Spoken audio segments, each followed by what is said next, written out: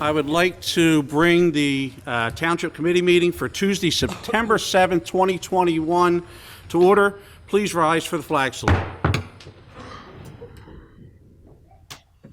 Bailey? Pledge allegiance to the flag of the United States of America and to the republic for which it stands, one nation, under God, indivisible, with liberty and justice for all. Adequate notice of this meeting has been provided pursuant to the New Jersey Open Public Meetings Law by posting a notice of the meeting on the bulletin board in the municipal building and by publication in the Press of Atlantic City and the Star Ledger on January the 11th, 2021. Mr. Cheek? here. Mr. Gishard? Mrs. Link? Here. Mr. Patali? Here. Mayor Kane? Here. Ooh. All right. Next, I'd ask you to join us in a moment of private reflection, and please keep those 13 men and women that perished in Afghanistan in your hearts and prayers, please.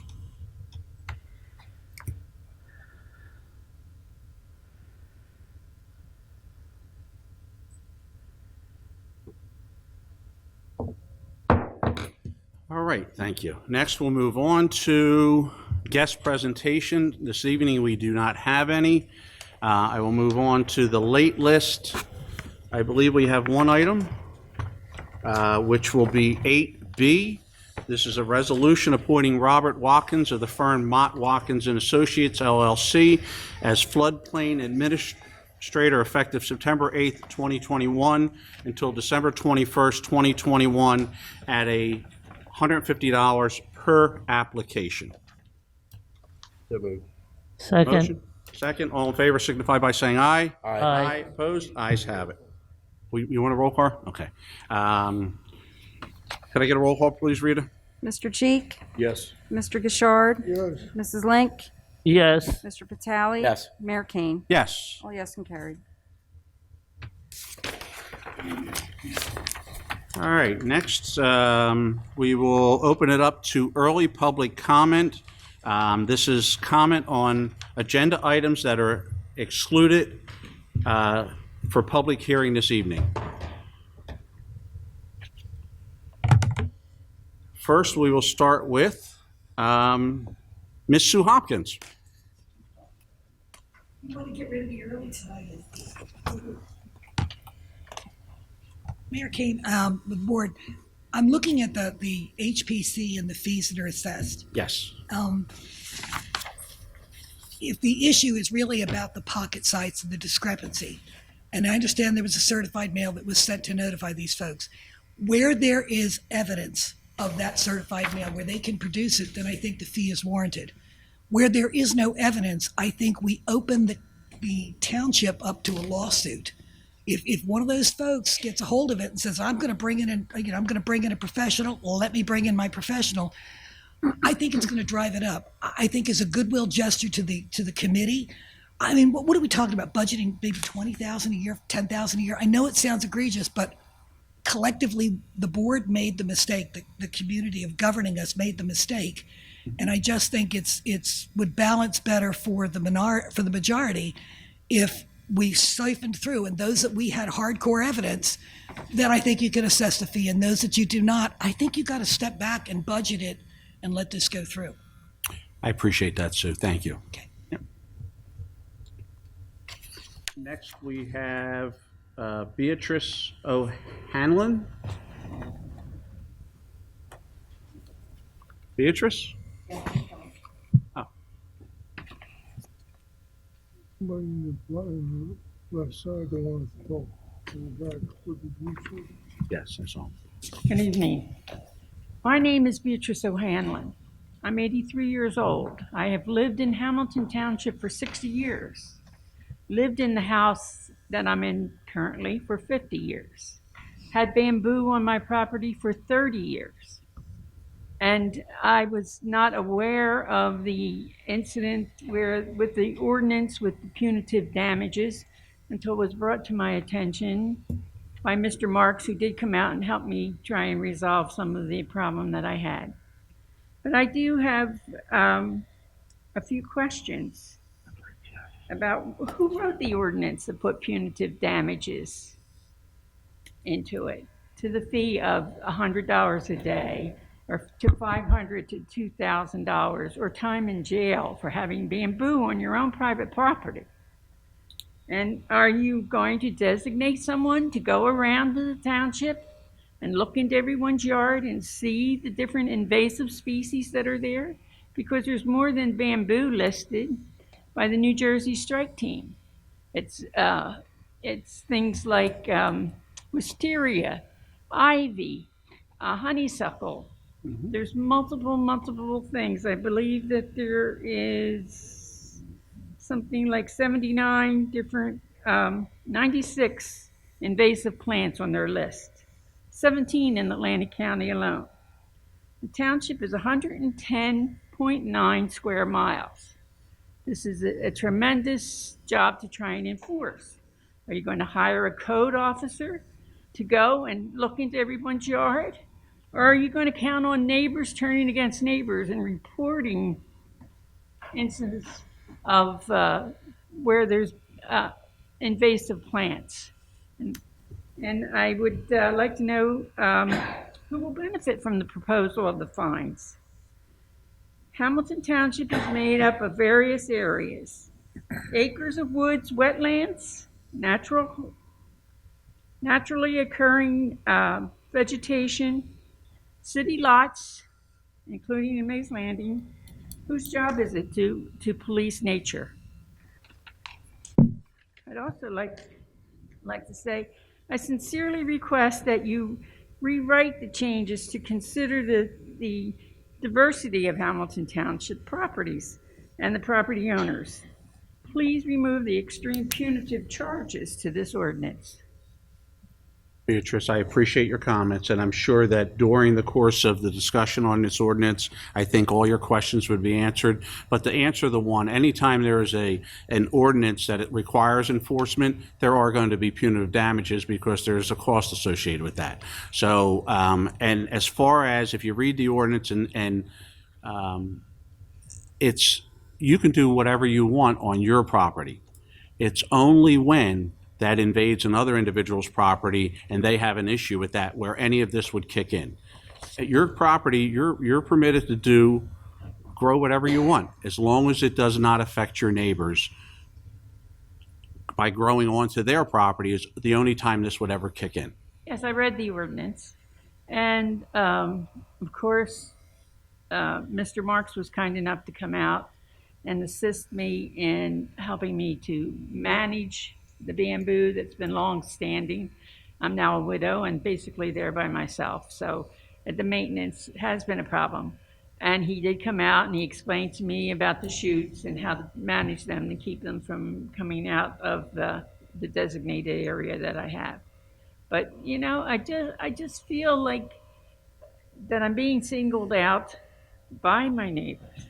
And I hate to see other people cause a rift between other people and their neighbors, because they have on my west side, my neighbor has wisteria that grows into my property. On my south side, my neighbor has the honeysuckle grows into my property. And across the road, a neighbor has poison ivy. It doesn't affect my property, but I mean, still, should I be policing their yards and what they have? Again, I believe that your questions will be answered during the discussion of it. I hope that they are, and I do appreciate your comments. Thank you. Next, it appears to be Beth.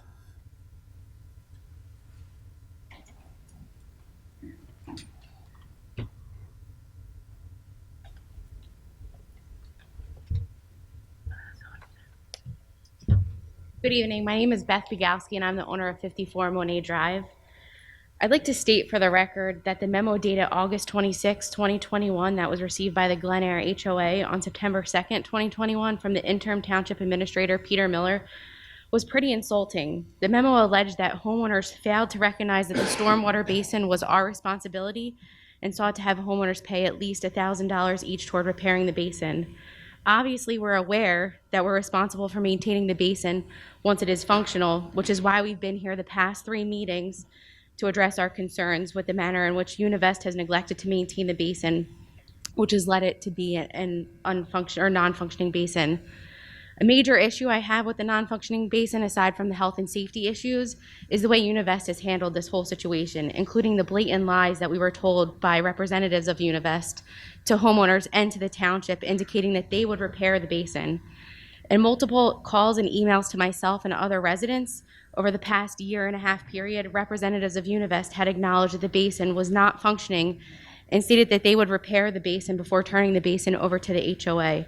This includes a conference call that Univest hosted with the Glen Eyre residents on December 15th, 2020, and through communications through June 2021.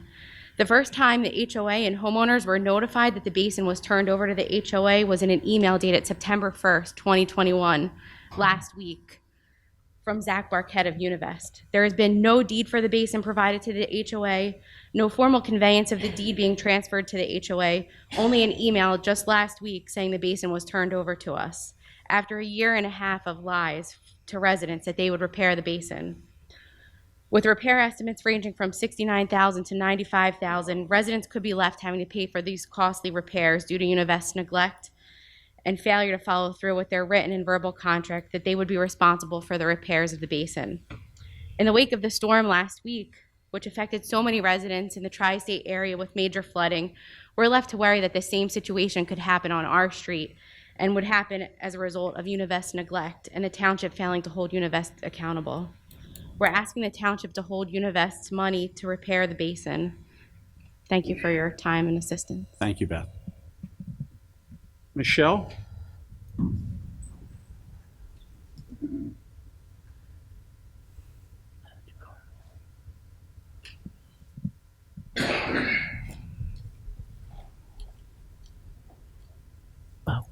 Oh, thank you. Thank you.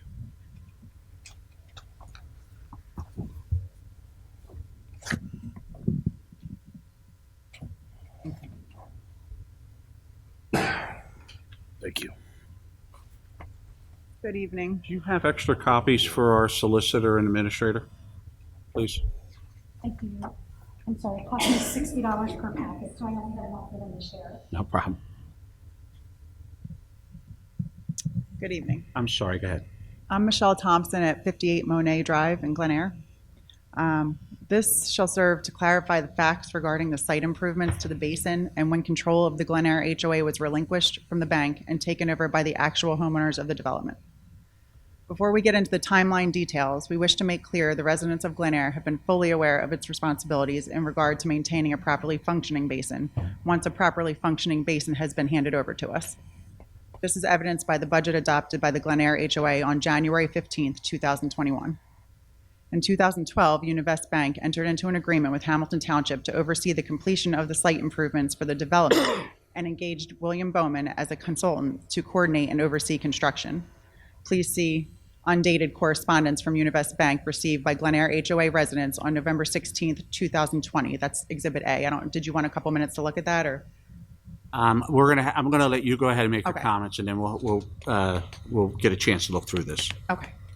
The bank made sure to let the residents know that it, quote, understood residents have been patient in waiting for this work to be completed, the most noticeable being the top paving of the streets and the basin. That's also Exhibit A. At that time, the bank set forth in its scope of work that it would clear basin bottom and sides of wild growth and debris, regrade basin bottom and seed bottom and sides as required. Thank you for. Okay, thank you, Michelle. I have Brianna.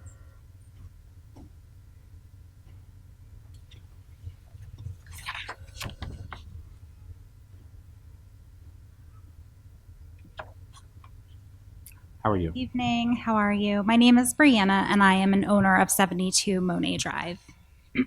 So I am just continuing the letter that Michelle was just reading. Thereafter, the bank recognized some work needed to be done to the basin in order for the basin to function properly. The bank sent email correspondence to the residents of the development at the Glen Air HOA meeting scheduled for December 15th, 2020. The bank would provide the residents an update on the status of the site work on the road, basin, sidewalks, etc., and allow everyone to ask any questions they may have. We will also be going through the administrative process of turning the HOA over to you, the homeowners. Please see exhibit from December 14th, 2020, an email from Zach Barquette of Univest Bank to residents attached. At the Glen Air HOA meeting on December 15th, 2020, the bank had its agent, William Bowman, give the report for its officer, Zach Barquette, wherein Mr. Bowman made clear that there may need to be further work completed in the drainage basin to remediate water pooling and that a soil analysis is being conducted. Please see December 15th, 2020 meeting minutes of Glen Air HOA provided by the bank to the volunteers on December 23rd, 2020, attached hereto as Exhibit C. Thank you. Thank you very much. Next, we have Ed. He's not going? Thank you. And then lastly, we have Nikki.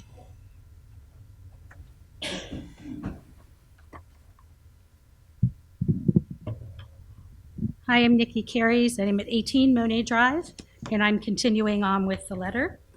On May 10th, 2021, the Glen Air HOA sent email correspondence to Mr. Bowman advising that the residents did not think the cutting of the basin area could wait until the 24th, to which Mr. Bowman again advised that he would be meeting with Steve Philippone during the week of the 24th of May regarding the basin infiltration issues.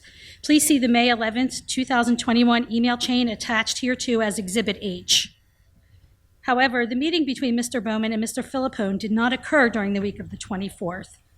On May 14th, Mr. Bowman had a call with myself of Glen Air HOA and sent an email correspondence on May 14th confirming his representations, which were that I have been working with Steve on the basin and will meet with him again mid-June. We had planned to meet on the 25th, but he is not available. When we meet, we will review the basin status and discuss remediation actions. Please see the May 14th, 2021 email correspondence from Bill Bowman with his comments in blue. It's actually in black, sorry. I couldn't afford the color copies. To May 14th email from the Glen Air HOA attached hereto as Exhibit I.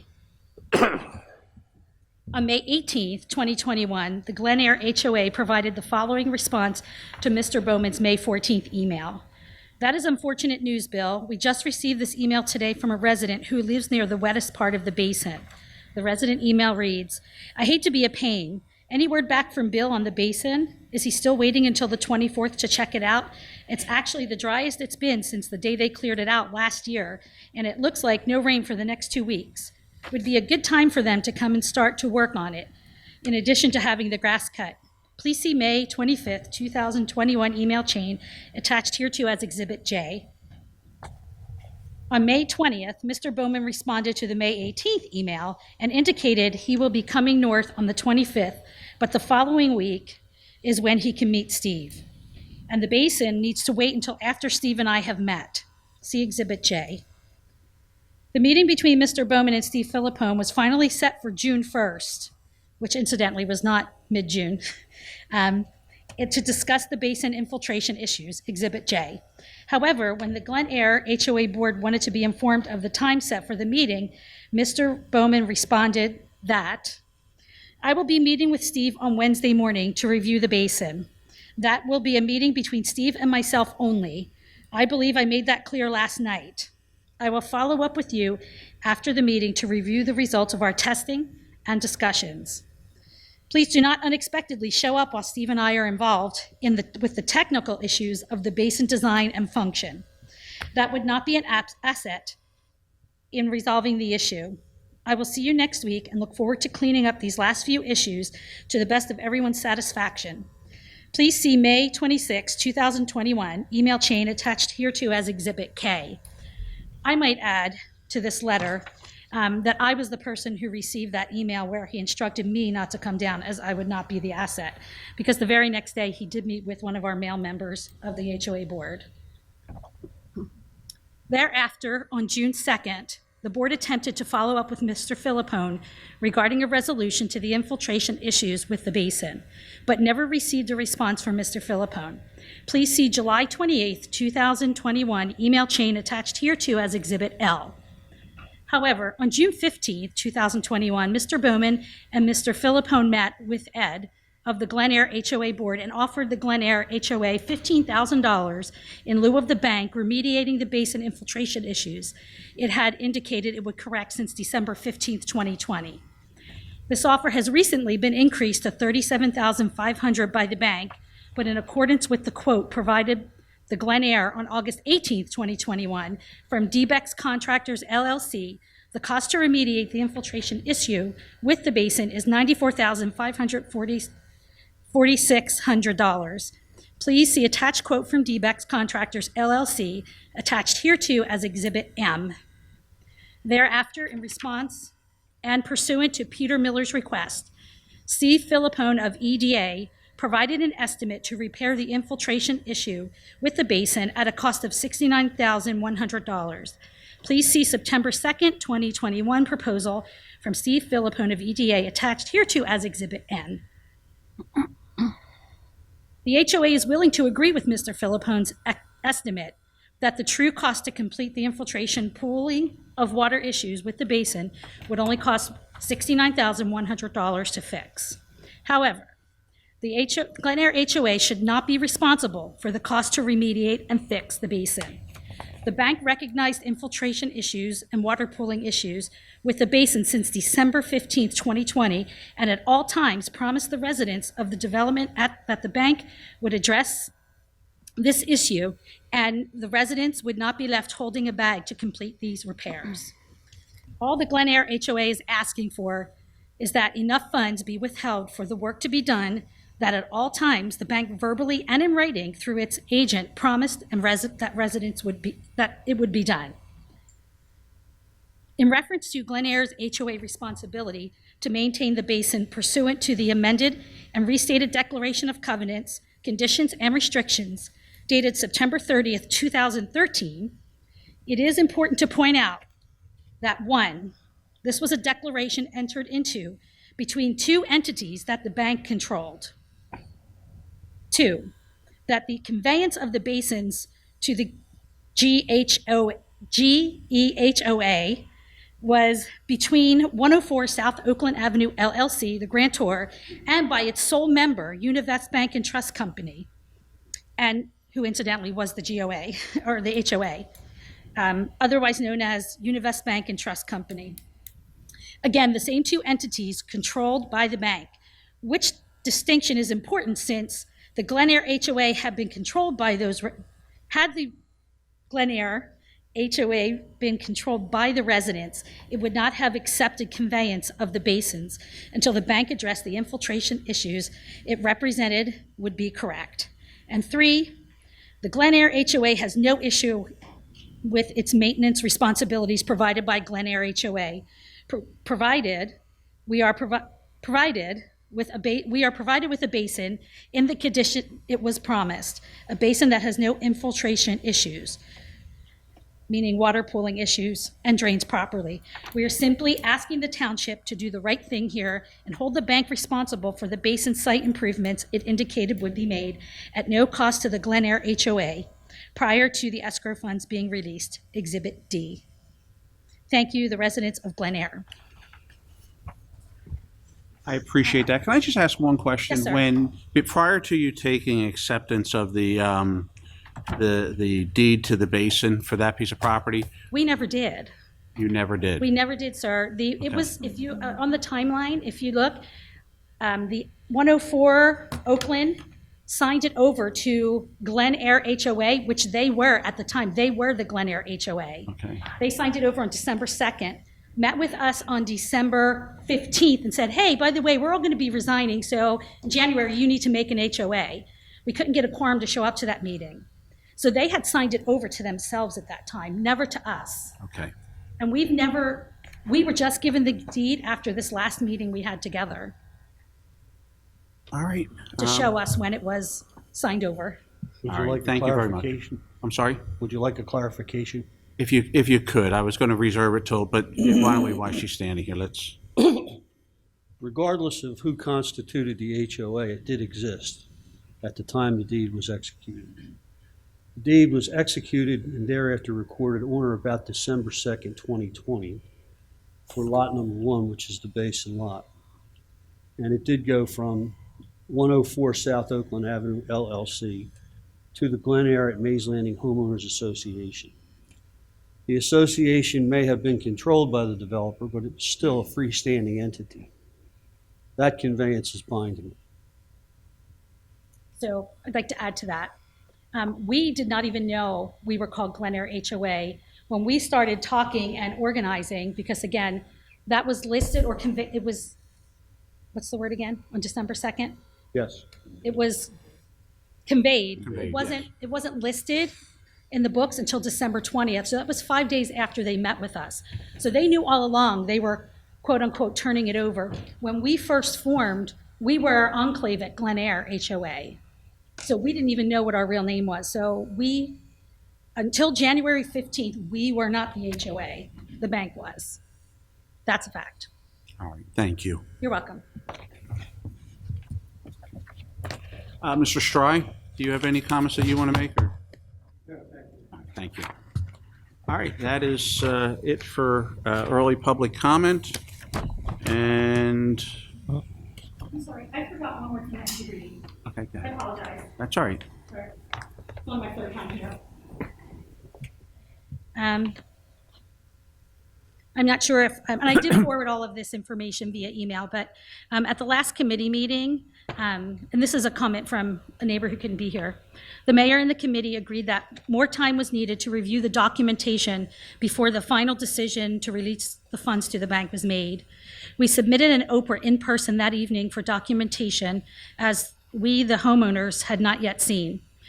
We provided a list of items and date ranges as requested. On August 26th, the Glen Eyre HOA received an email from Jane Bash stating, regarding your OPRA received in our office 8/17, an extension of 2 weeks is respectfully requested, with a response date of 9/9, which is Thursday, this coming Thursday. So I was just asked to read that on behalf of a neighbor. All right, thank Couldn't you. be here. Thank you, Nikki. All right, moving along, we're going to go to item 3. Discussions, formal actions may be taken. First, we're going to start with A, Township Board/Commission attendance requirements. Mr. Gashard, I will give the floor to you.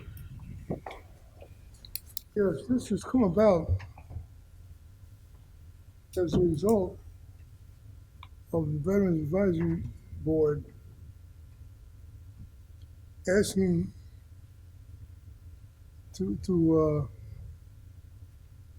asking what the policy should be for members who don't show up. This has been a problem with them. It's been somewhat of a problem in other boards and committees also.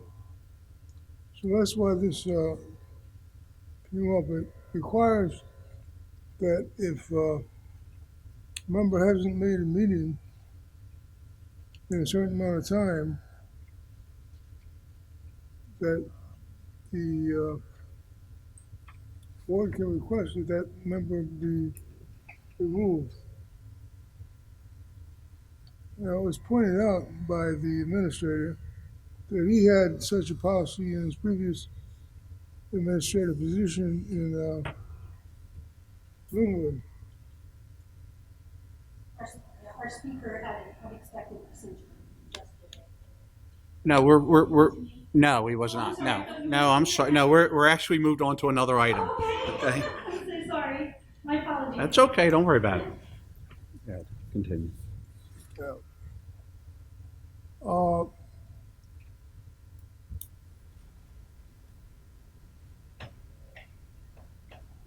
So this was written or provided not only for us, but for other boards and committees on in the township. It makes sense that if members join or appointed and then they'll show up, some action needs to be taken. So that's what this is for. All right, so what are you proposing this evening? Mr. Judge here? Is he? No, he's not here. Pete, If I recall at the last, when we had this original discussion, I believe he was going to back, and again, I'm trusting my memory here, but I believe he was going to go back and speak to those members that had missed meetings with the understanding that we all understood that it was in the middle of a pandemic, and he was going to talk to them to find out if they wanted to serve any further, and that, but depending on that answer, he was going to report back to us, so we decided whether any action from the committee needed to be taken. Do you know if he actually did that or not? Yes, he has talked with those members, yes. And they, I guess, I'm assuming that it's on the, and again, I don't want to put words in your mouth, but I assume that they're still not showing up for meetings and they don't want to resign? Well, I don't want to say that. But it's still, we still need some kind of policy for that. That's why this came up. Well, I don't have any problem creating policy when it's necessary. I believe that there is a state regulation on boards and commissions that can be followed. It's up to the committee. You see what's before you. A sample ordinance that's done in EHT was presented to you, or previously done in, currently being done in EHT. Is this something that we feel we need to act on? Is it something that we feel that needs to be put in place? Other than the Veteran Advisory Board, which is an important board to this township and our veterans, we haven't had this come up with other boards and commissions. So, on Mr. Bouchard's comments, any comments or thoughts from the committee? I think it has been a hardship for the Veterans Advisory Board not to be able to have a quorum because of people not coming. And I think Tom has been very frustrated with this. And so the thought was maybe we should write an ordinance or regarding all the boards, and such as they have in EHT. Maybe Peter could enumerate that. Could you let us know what that's all about? Their ordinance is that if you miss 3 meetings in a 6-month period or 5 meetings in a 12-month period, it shall be construed as a resignation, and the chairperson has to recommend to township committee that that person be removed.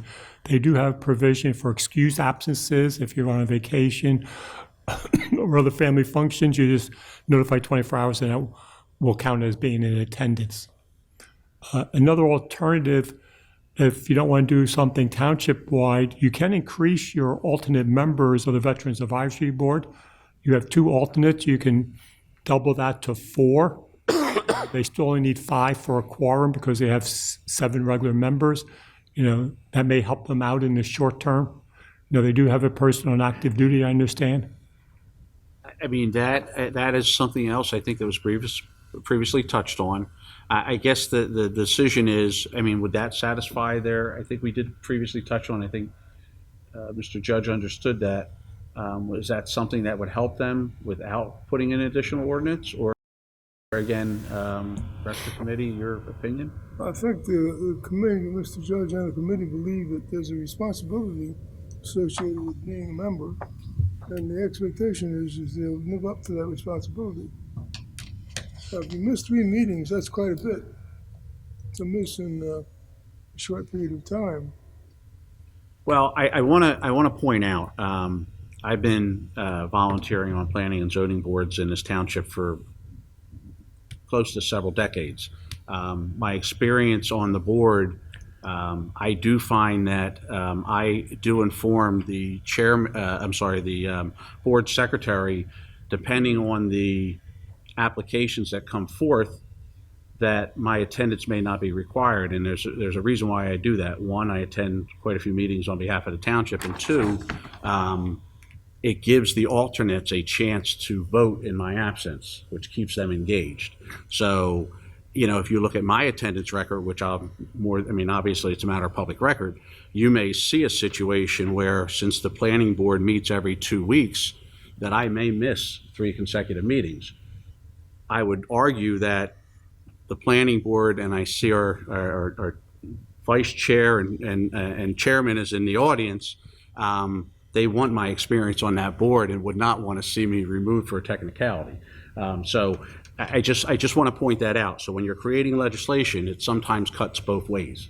So, I think if the alternative, and if we have a state, Rita, do we have a state ordinance or a state? Is it a State ordinance? statute, it's in State statute. 40A. That does it. Could we possibly do this by increasing his alternates as suggested, as opposed to creating a whole new ordinance? Because if we're going to create a new ordinance, then we have to put in provisions in that ordinance for situations such as myself and other board members that may do that. So again, I enjoy my time that I volunteer on those boards, and I'd hate to be removed for a technicality, because in my case, it's intentional. Because I want to make sure that the alternates have an opportunity to be brought along, because I won't be there forever. So. That's a good idea. So. From what I understand, some boards meet once a month, other boards meet twice a month. To put a number on the meetings that you miss, you have twice as many board meetings on the planning and zoning. Right. As you do on HPC, veterans, I'm sure. I would lean towards adding alternates. Yeah, we got authority to do that. Mm-hmm. Well, we got to remember, we appointed these people on here, and when that was discussed, and each of us looked at the list of people that we could pull from, and I looked and I saw, there were attendance sheets, but nobody else applied to be in that position. So even though somebody who barely made any meetings probably shouldn't have been appointed by us, by committee, they were anyway, because we had no other choice. So adding another alternate is just going to be another seat that we're going to have to fill. And we keep getting the same people year after year. And it's very hard to get people to come out and volunteer their time for this. Well, we do have some volunteers that are looking forward to being members. Okay, that's good to hear. It is good. So do you feel it would be acceptable, based on what you're saying, that we have members that want to apply, would it be better to increase the number of alternates and then see how that works for a period of time? Well, we can certainly try that. We can always go back and do this. We can always go back and do this at any point. So, Mr. Administrator, if that ends up being the decision of the board, how would we go about doing that? We're doing an ordinance amendment at your next meeting to revise the section which allows the alternates to be 4 instead of the current 2. Public hearing, once it's adopted, you can then appoint your two additional alternates. Mrs. Link? Well, the other suggestion, as far as the other boards, if you had received an excuse for not being there based on what you're saying, then that you would not have missed that meeting. I think that I don't know if it is a problem with the boards. Maybe we should put it out to the various boards, see what their suggestions are. I agree with Carl, adding another person just means a quorum will be bigger, and they have not been able to get these people out. Now, if they were removed or threatened, or it was an indication that they would be removed, maybe they would show up and do as they say they were going to do. Let me just clarify one thing, because I want to make sure I don't put words in Deputy Mayor's mouth. Mr. Sandman, by increasing alternates, we are not increasing the requirement for quorum, correct? That is correct. Okay, so we're not doing that. So if I may make a okay. suggestion to committee, based on Mrs. Link's comments, Deputy Mayor, and Mr. Richard's comments, that we ask the clerk to please provide us with a copy of the state statute, please, for review. Okay. All right, prior to the next meeting, and I would suggest that we take action this evening to authorize Mr. Miller to put the proper language in to increase the alternates on the Veteran Advisory Board for the next meeting. Does that sound like a acceptable resolution? What are you going to increase it to? I will. 1, 2? Mr. Bouchard, what is your feeling on that? 2. 2? Making it 9 people on the board? By the way, keep in mind, right now, when we say absence, we mean unexcused absence. Correct. The member calls up and, there's a reasonable reason for it, we accept that. Well, and again, I'd like to have Ms. Martino distribute the state statute to us so we can look at that. And if there are individuals that have already violated that, Mr. Judge may have recourse in that situation. So why don't we, if that's acceptable, Mr. Miller, is that acceptable to you? Can you handle that for us? Yes, sir. All right. I don't believe, do we? So it'll be 7 members, 4 alternates. You have 7 full board members, and you'll have 4 alternates. The quorum will still be 4 members. 7 and 4. Okay. All right. Yeah. Do we need to take any formal action on that, Bob? I don't believe so, right? No. All right. Thank you. Next, we'll move on to B. This is Neville's Parking, Emergent Relief Lot 3. I did ask to have this put onto the agenda. This stems from the property owner reaching out to me, explaining to me the situation on their property, and asking for some relief on that corner. I think we all can go back and look at it. Was only a very short time ago that we had a corner there that had 2 restaurants that were shuttered. Those restaurants have both been reopened. I think we're very blessed as a community that we have 2 restaurants that are extremely successful right now. And I think that, in my opinion, whatever we can do to continue that success and help them not only survive but thrive in the future, we need to do. So I did sit with individuals here at Town Hall, including our administrator, and came up with a temporary solution because right now the success on that corner has come on fast. It's come on fast and furious, and government takes time. So my recommendation was that we do that for the business owner, and that's give them some time. Coming off the tails of a pandemic, my suggestion was that we look at this, and as we all know, we're very familiar with the property. There is a vacant lot. I can go into the history for hours on that vacant lot, but the bottom line is there's a vacant lot there between the two, Mr. Neville's 2 successful businesses at this point, meaning his auto repair facility and his new restaurant. And that has facilitated him having to hire additional employees. Thank you very much. And at this point, it is a vacant lot. I believe that lot should be turned into a parking lot for those businesses to get the congestion on both of his properties relieved and keep people from parking, as many cars as we possibly can, from parking on the street. So there is a sample resolution in front of you. The terms of doing such, if you read through it, are very simplistic. If approved, he would be granted temporary relief in order to park. And on that particular property, there would be a requirement of the yellow chain link fence and cones would have to be removed and put up with something more attractive and allowing zero access to Mays Landing, Summers Point Road. All the access on the property to that parking lot would be obtained by entering or exiting behind the restaurant onto that property. As he would have relief until such time as he brings in a site plan, which is what we're buying him time to do.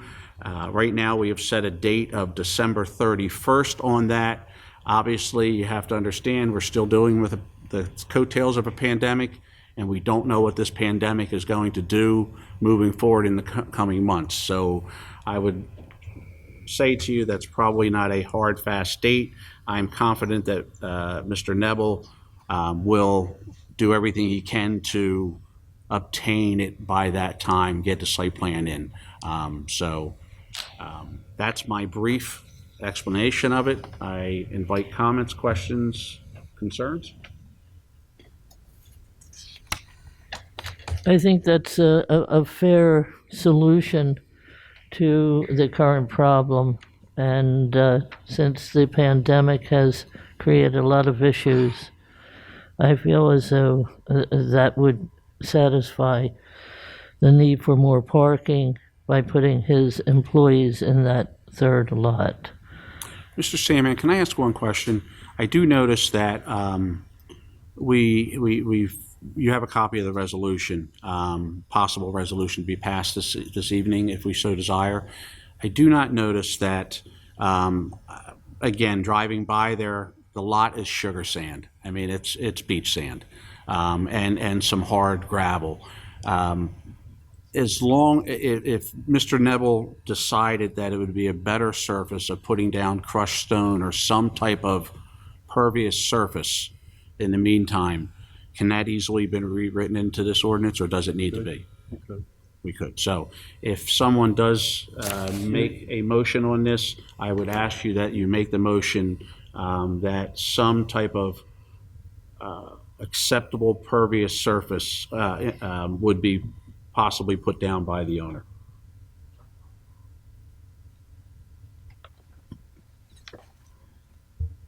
Committee? Would that have to be before or after they have site approval? I believe that, I think after the conversation I've had with Mr. Nebel and Nancy, that that is something they probably want to do on a very quickly in order to make the lot. It would be essentially a stab base for what's going over it, if approved in the site plan. Would what you suggested be a requirement? I don't necessarily know that it needs to be a requirement, but I believe it would be something that they'd want to do right away to keep their employees from having to walk through mud and stuff of that nature. So I don't know if it's something we can impose on him, but I think I just want to make sure that he's allowed to do it if in fact he desires to. I came up with some language which is a shall and not a may. It says property owners shall install wrap material or stone material to stabilize the parking area. You could get millings or stone and put it in place. There's no permanent improvement. It can easily be removed based upon his ultimate site plan. So if you want to make that a requirement of this, we certainly can, Mr. Bouchard. Oh, I was just asking. I have a question as far as the restaurant next door on lots 1 and 2. For the employees, that's a big parking lot. Is there going to be shared parking services for the restaurant across the street? Well, I do know that, again, according to this, it will be a shared parking agreement for Mr. Nebel's properties, which means he has a business that operates at one set of hours, and this is something that we've done across the township as a whole. That, yes. He has one business that operates at a certain amount of hours, and then he has another business where they overlap, but then that operates to another extended period of time. So he would have shared parking, but I would caution the committee that, of course, we want everyone to be great neighbors, but requiring him to allow someone else to park on his property, that would be an agreement he would have to work out with that individual. As much as I believe it would be the desire of myself and other committee members to see everyone get along and do that, I don't believe that it's something we can impose upon him because it is his property. I believe that the idea of the gravel would be optional because if his site plan included that, and then he would have to remove some of it and do over. I'm not mechanical in that sense, but it just seems a little redundant. There is only, 4 months to I just feel as though the resolution that we have before us is adequate, and I'd like to move that it be accepted. Do you mind if we change the word that they shall put it down to they may put it down? Because I'm just thinking that in the fall, you get some inclement weather and things that it, stabilizing that parking lot would be beneficial to the employees there because it's going to be dark in like 45 days, with daylight saving times changing, with employees coming in, especially for the restaurant business. It's going to be dark going out at it says to midnight. It's going to be dark when they're leaving, and the Nibbles employees, they're going to be leaving at 5 o'clock. It's going to be dark at 4:20, 4:30, so. Where would you add that? I would add a G which says property owner may install wrap material or stone material to stabilize parking area instead of the word shall. Oh, okay. Would you amend your motion as such? I assume that was a motion, Ms. Link? Yes, I will amend my motion. I have a motion, a second. Is there? I'm not done asking Yeah, questions. I was going to say, is there more questions on? With Mr. Neville, can we interview him to see if he would be willing to try to have shared services with other businesses? We're trying to eliminate the parking problem in that area. Mr. Solicitor, am I allowed to do that at this time? This is not really the time and place to do that.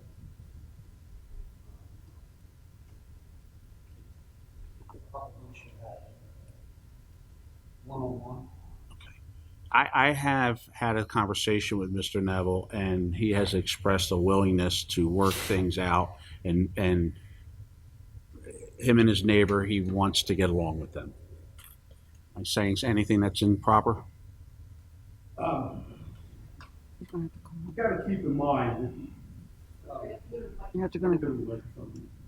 and tell you the reason why I'm here in the first place, and the reason why Neville's Auto has purchased the piece of property that it had purchased. This year I was last month of this year I was blessed to be here 40 years in business in Mays Landing. So in 40 years, I've been in different locations and ran out of parking. And in all these different locations, I had to scramble to find parking and find a reason to grow my business, and to hire extra employees, and even expand my tax base. We went from being on Route 40 and 50 in 1981 to 1987. They knocked down the property, and I was able to, lucky enough to find a property, 30 Cape May Avenue, which I was there for 17 years. I did run out of parking in those 17 years, where I had to pick up little pieces of property in different locations to do the work, but it always ended up at 3rd and Cape May Avenue.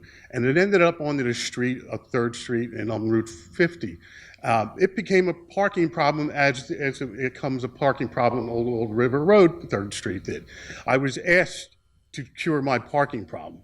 And after 22 years of being in business, I took my life savings and I moved over to where I am now, Lot 5, 979.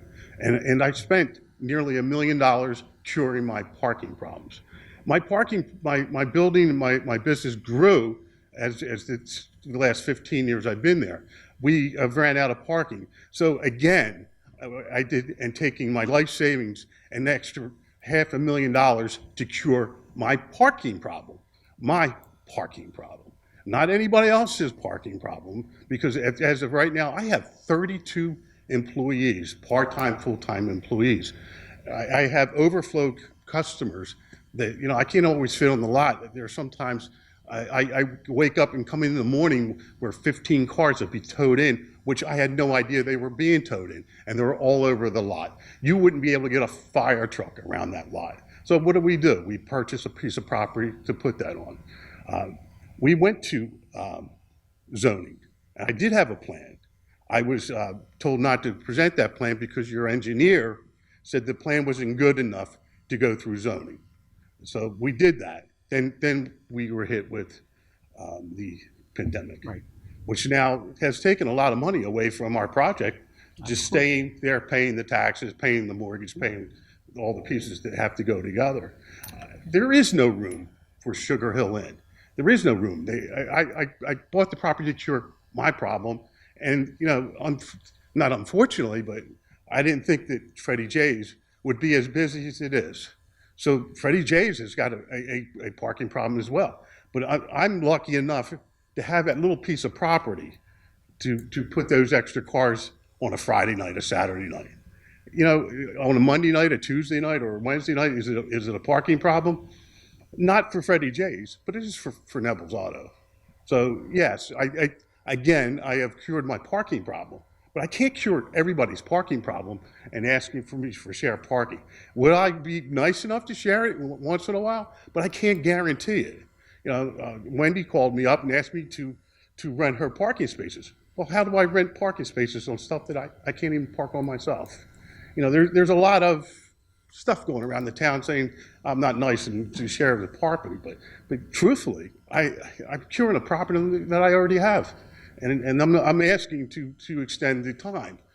You're giving me to the December 31st. Be quite honest with you, that's not long enough. My engineer can't even do the project till the middle of next year because he's backed up. I have a plan that I can submit to you next week and start and go with the zoning part of it, but it doesn't have elevations in it. And again, your engineer at that time said it wasn't good enough to go through zoning, but it is good enough to go through zoning so that we can zone this property correctly and it's like the project that I want to do. As far as again, shared parking, I can't give it to you.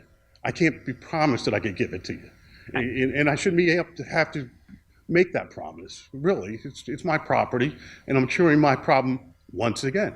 I think I made that clear, Fred. Yeah. So can they cure their problem across the street?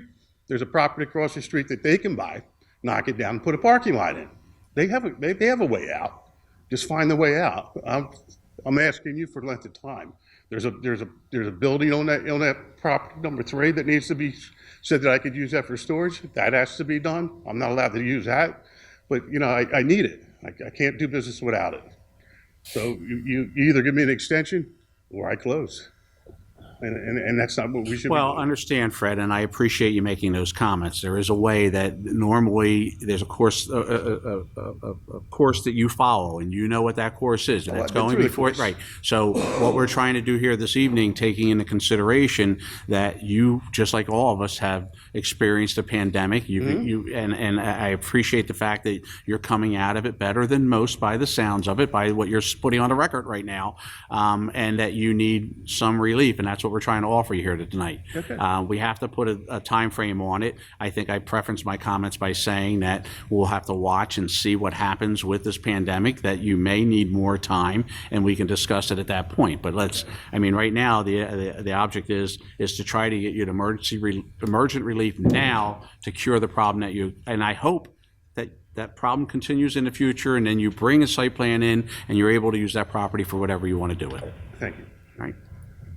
The question, is parking limited to people doing business with you, or? Yes. Yes, that's the only thing that we can consider this evening. Whether or not Mr. Neville does or does not get along with his neighbor and does allow at any time now or in the future for her to let employees park on there, that's entirely up to him. You cannot make that decision on his behalf. So, this is strictly for him. If in the future he decides to be a good neighbor and they get along and they can work things out with one another, that's entirely up to them, though. The only thing that we can look at this evening is what we're willing or possibly willing to do for the business owner sitting in front of us. So you have a motion. Motion on the, I'm not clear if it includes Still discussing it. plus concrete parking. Yes, it does. Yeah. As far Yes, as, the emotion, again, the resolution that, or the motion that Mrs. Link made was to include G, Mr. Miller's comments. Yes, sir. as far as the crushed concrete or the millings and whatnot, that basically turns into impervious coverage. Then we have to worry about water runoff. Stone, the water goes through it and it stays just like it is right now. If we go with ground cover that will allow water percolation, we don't have to worry about water running onto the road or into the pit. We don't have any elevations or anything. This is a temporary fix. Correct. Keep it temporary and not seal the dirt. Let the water go through the coverage and soak into the ground and not become, maybe it goes to the road or maybe it goes to the water swale in the back or something, but at least this way, that lot will take care of itself for rainwater. We don't want to change the runoff, is what you're saying. The runoff or if you go crushed concrete, that will seal. If you go with millings, that will seal. Then you change the runoff. If you go with stone or something of that nature, it will go through the stone and into the ground. The wording did say pervious. It said pervious, yes. So, So I think it's so this, covered. whatever surface is put down must allow the water to continue to saturate into the ground. Yeah, so same the way water it is right stays now. there and it doesn't change anything. We're okay with that. So what happens on December 31st and Mr. Nebel has not submitted anything? I think that we have to take a wait-and-see attitude on what happens with this pandemic The moving man to said that. he's not gonna have. Well, he said he could, our thing is to go to the 31st, see what happens. Throw it out there. I mean, if that's what you're looking to do. I mean, if you're not looking, I mean, vote no. I mean, you tell me. I just don't wanna have to revisit this again. Yeah, I think this is a unique situation, and we may have to do just that, because this is a unique situation. It's probably, I don't recall doing it in the amount of years that I've been sitting on this dais for either this or other boards. So I think it's a unique situation, and if you want to extend the time, then now's the time I to just see discuss that it. come December 31st, if nothing has happened, we know that there's gonna be people who are gonna call it out. And I think our police department's gonna be busy with other things than having to worry about going down there and counting cars at midnight. I think you're projecting into the future that we can't really tell for sure. Mr. Neville has been in this community for over 40 years. All right? I think that this consideration to December 31st is fair.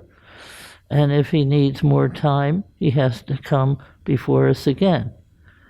So I think my motion stands. If I can get a second, Rodney? You did, you have a second. Okay, We're just finishing up discussion. okay. Any other comments or question? I mean, again, each comment depends on how they may vote. So I wanted to make sure that he fully explained his comment. Any other comments, questions, or concerns? On G, would like me to clarify that the material which is pervious is allowed to be used, wrap type material or stone, and then add to it which is pervious material. So what Mr. Cheek raised about the knitting of the wrap material or crushed concrete doesn't happen. I Okay, believe, I mean, that's, okay. again, that's tribute to Mr. Cheeks, close to 20 years on planning. Yes. So Yeah. that's something we discuss in every application. So I appreciate you bringing that up. And for the deputy mayor, you have 2 meetings in December that if Mr. Nebel realizes in December that his engineer is not going to finish anything the next 2-3 weeks, he can come back to one of your 2 December meetings and ask for a 90-day or whatever extension, and you could consider it then. Okay. That sounds good. Mr. Nebel, we're gonna see you in December if you need more time, buddy. Yes, you are. Okay. I have a motion. I have a second. Rita, could I get a roll call, please? Mr. Cheek? Yes. Mr. Gishard? Yes. Mrs. Link? Yes.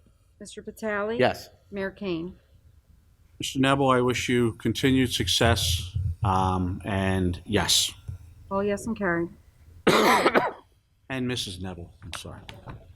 All right, now let's move on to public hearing, adoption of ordinances. First, we will move to A, which is Ordinance 1965-2021. This is an ordinance to amend Chapter 238 of the Code of the Township of Hamilton entitled Property Maintenance to regulate invasive plant species, and this is continued from the 8/16/21 meeting. Okay. I do want to point out that we've already held a public meeting on this. Public comment, to clarify. Board members, what you're being presented with this evening is some changes. I'll point out that C has been struck out entirely. And in section 5, C5, the words "such removal must conform with the requirements set forth by the code enforcement officer." We believe that in paragraph just after it, it says that removal would be necessary. And again, I want to be very clear. It's removal of the invasive species on a neighboring property, not on the property owner's property. The additional thing that was added in here that I spoke to the deputy mayor earlier about today, and that is previously it allowed 10 feet down from 20 feet. 10 feet on the property line. We have reduced that to 0 feet. What you want to do on your own property is up to you when it comes to species, as long as, again, as it doesn't invade your neighbor's property, that's completely fine. And also, you'll notice that where there was an 8-foot height, there is a 20-foot height now included. I can assure them, individuals, that we're not going out with tape measures and measuring to see if we're 20 foot high. But we did change that because I think Mr. Marks presented some compelling testimony that these species need to get up to that height in order to be, to thrive. So they are the changes that are being made, and I welcome your comments and thoughts.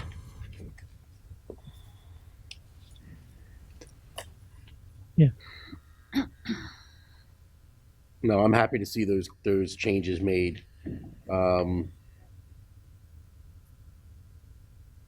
my neighborhood, I own my current residence. I have bamboo. So if it was 5 foot or less, I would have been ripping my bamboo out. So it directly affected me, and it directly affected 2 other people in my neighborhood within 100 feet of my home. Yeah, that's. So I just can't see that that just wasn't, that would have affected so many people. I'm looking out in the audience now, and I see a couple of people it would have affected right away. One of them substantially. So we got that too. It's your property, up to your property line, as long as you keep it on your property. How about it? Can we amend it just to include Carl's property?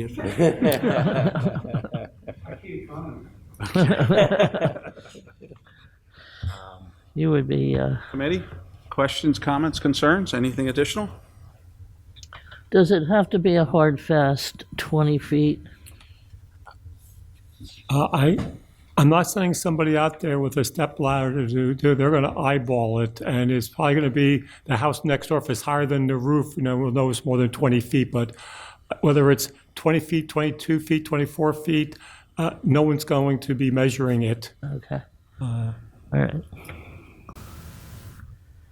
If it's taller than the house next door, we'll be saying something. It's time to harvest it. Any additional comments or questions? If there are none, we did previously hold a public hearing on this. And I'm sorry, I don't remember the woman's name.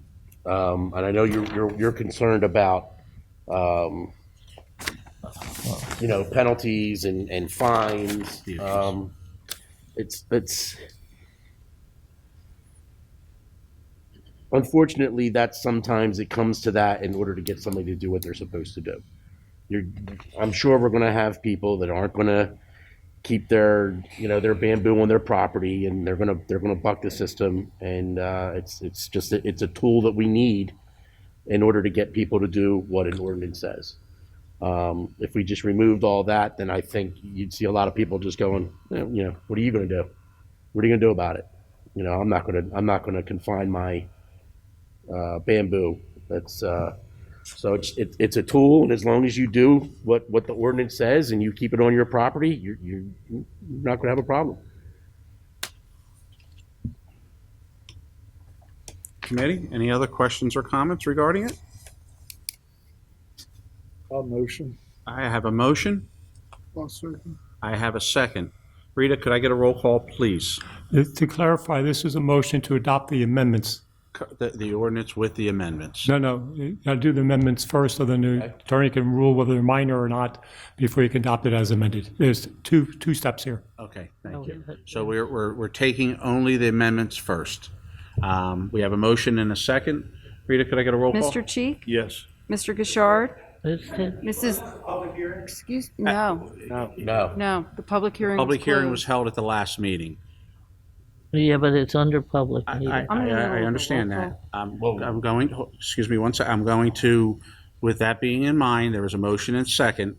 If you withdraw your motion in a second and you wish as a committee to open it up to the public, you can do so. Well, this is just for the amendments Correct. to the ordinance. I suggest we take the amendments, but I just want to make sure that the committee's clear on that. So can I'll we? withdraw my amendment. No, this I mean, is just for the amendments. Then we can Well, discuss at it this later. point, if your desire is to reopen it to the public, which you're entitled to do, I would suggest we hold back on the amendments, withdraw your second, withdraw your first, and let's allow the public to speak, and then we may have more amendments at that point. Is that acceptable? Understood. All right, so at this point, I'll entertain a motion open to the public. So moved. Motion Second. second, approved. All in favor? Who would like to speak on this ordinance, please?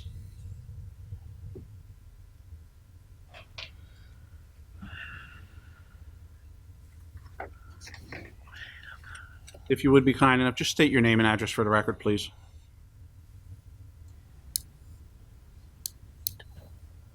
Sure. My name is Joseph Lesniewski. I reside at 283 Clarkstown with my wife Karen. Yeah, and can you say, I'm sorry, can I ask for your name again? We Sure. didn't hear it. It's Lesniewski. Would you like me to spell it? Would you like me to spell that? Are you giving your address? Yes, I did. 283 Clarkstown. Then I'll have your spelling. Okay, thank you. Thank you. Just a question regarding the zero setback for the property abutment. Will it still require a barrier as indicated in the I did not see that requirement in the ordinance, Mr. Lesniewski. I did not see that in there. I mean, it does clearly state, again, if it ends up on your property, and you notify the appropriate authorities that it's there, that the homeowner that allowed it to happen would be required to remove it. Okay, so the barrier that they're referencing is strictly what they're considering as far as a container.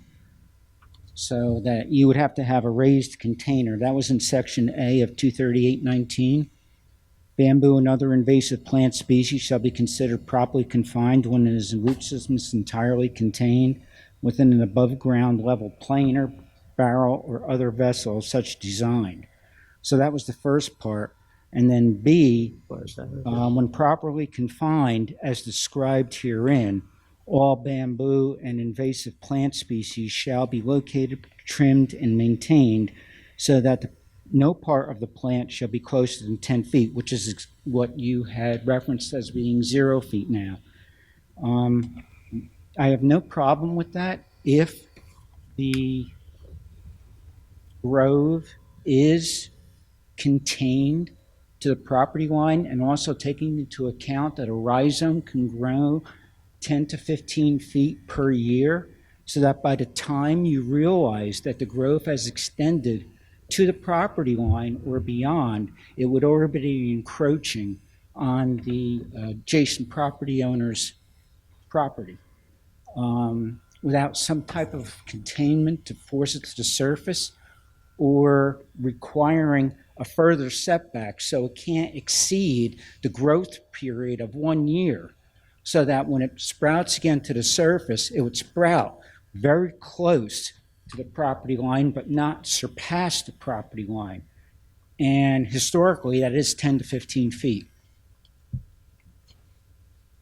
So that's a question I have. How is that going to be addressed? If the plant is encroaching off of your property, the property maintenance inspector will direct the property owner to sever the root at their property line. And if they need to insert a barrier at their property line to ensure that it stays on their property, they would do so. Agreed. Now, what about the rhizome that has exceeded or broke the property barrier or property line, and now you cut that, but you still have rhizome on the other property?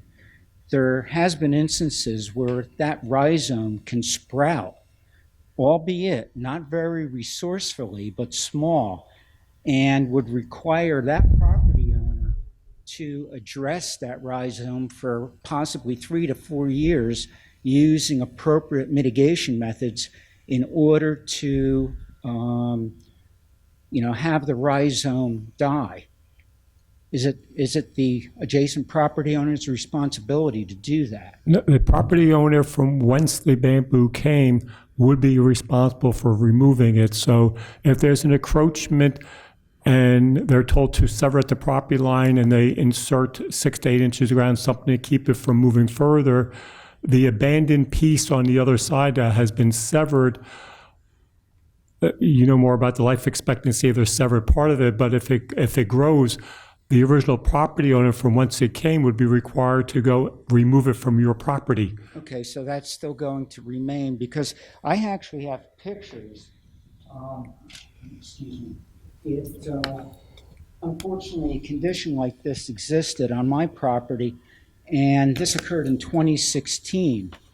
I looked at the resources of my neighbor who abuts my property and realized that since it would be easier for me to address it, I went ahead and, utilizing my equipment and resources, installed 50 feet of 30-inch 80 mil barrier to help mitigate the 5 rhizomes that encroached on my property in a 1-year period. And I have pictures of the rhizomes on the ground and also the barrier with the following year follow-up with the rhizomes that I had to go back in and rip out rhizome that was still active. I have been maintaining it since 2016 by policing the property line to identify any active sprouts that come to the surface. I have another picture here, if the committee would like to have any of these, with a very, again, not too robust, but a small, clove of sprouts right adjacent to my barrier. Usually what I do at that point, because my barrier, when I installed it, and since there were no requirements for the barrier, I used, and this was in discussion with the zoning department, I used the same, dimensions for the barrier that you would for a fence setback. And I placed the barrier back from my property line not to exceed the requirement for a fence. That's what I've been doing. I don't know how much longer I can continue to follow up with policing the grove. And the grove, it's a mature grove. It's been there quite a while. It's only since 2016 that the grove became an issue on my property. And like I say, it did, break the property barrier. So that's my major concern. How's the measures other than enforcement? I mean, do we have to have a zoning official come out every time this breaks? Or do you have the barrier as a requirement? Well, I think we're walking down, and again, I don't want to speak for committee, but we're walking down a slippery slope when we come to that. Agreed. Because, I mean, again, we discussed there's many different invasive species that could be involved in this. And to start, I think the ordinance is a great start. No ordinance is perfect, and I believe it's a great start. And the fact that there are damages in there for not complying with the ordinance as the property owner that's causing it to come onto your property, I think with the threat of that shouldn't in itself be enough to have the individual, if they realize that it's going several feet onto your property, to cut it back several feet on theirs. If not, they're going to continue to get the enforcement action when you call, if it shows up on your property. So, I would be very careful of a requirement to go down at any length of anything for any species. But I'm one member up here. Yeah.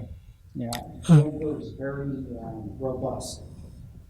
So, Snusky, thank you for your comments. Thank you. Mr. Belicki?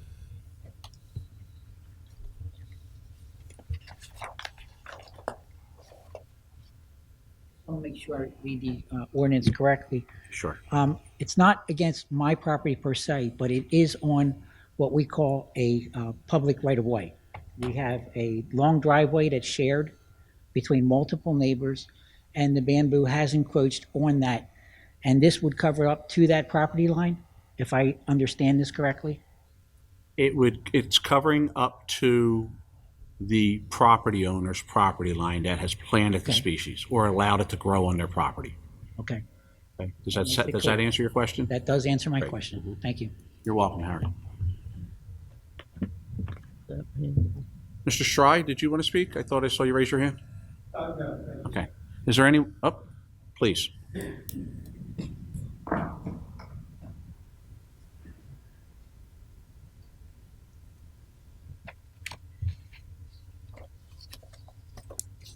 I'd like to speak.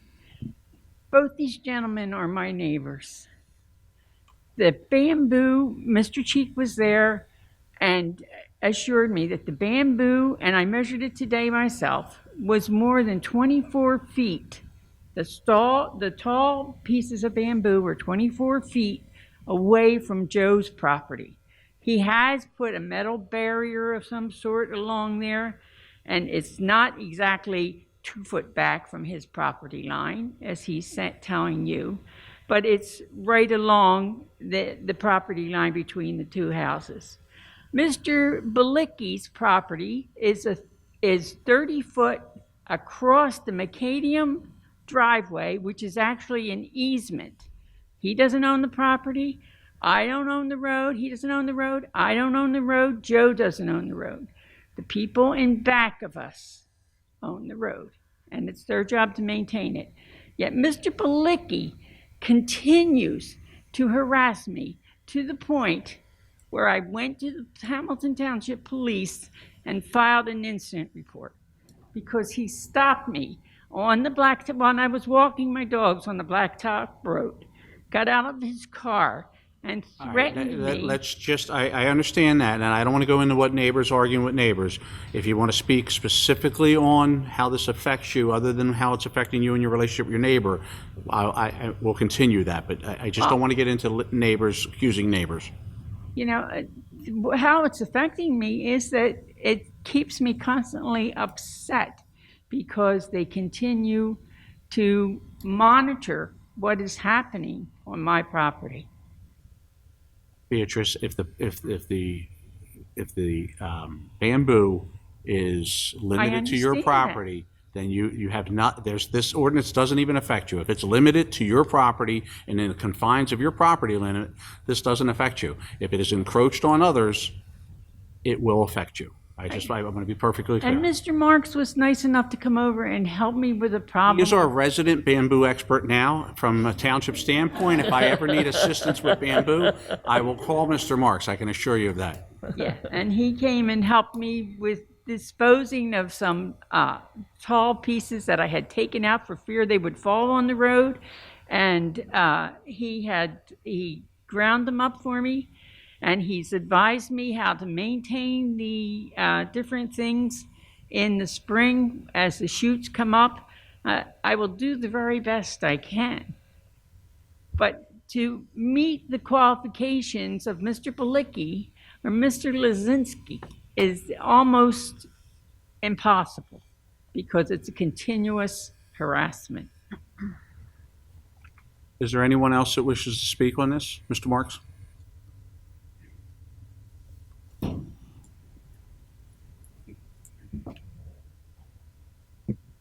My name is Ted Marks. I live on 5724 Main Street, Mays Landing.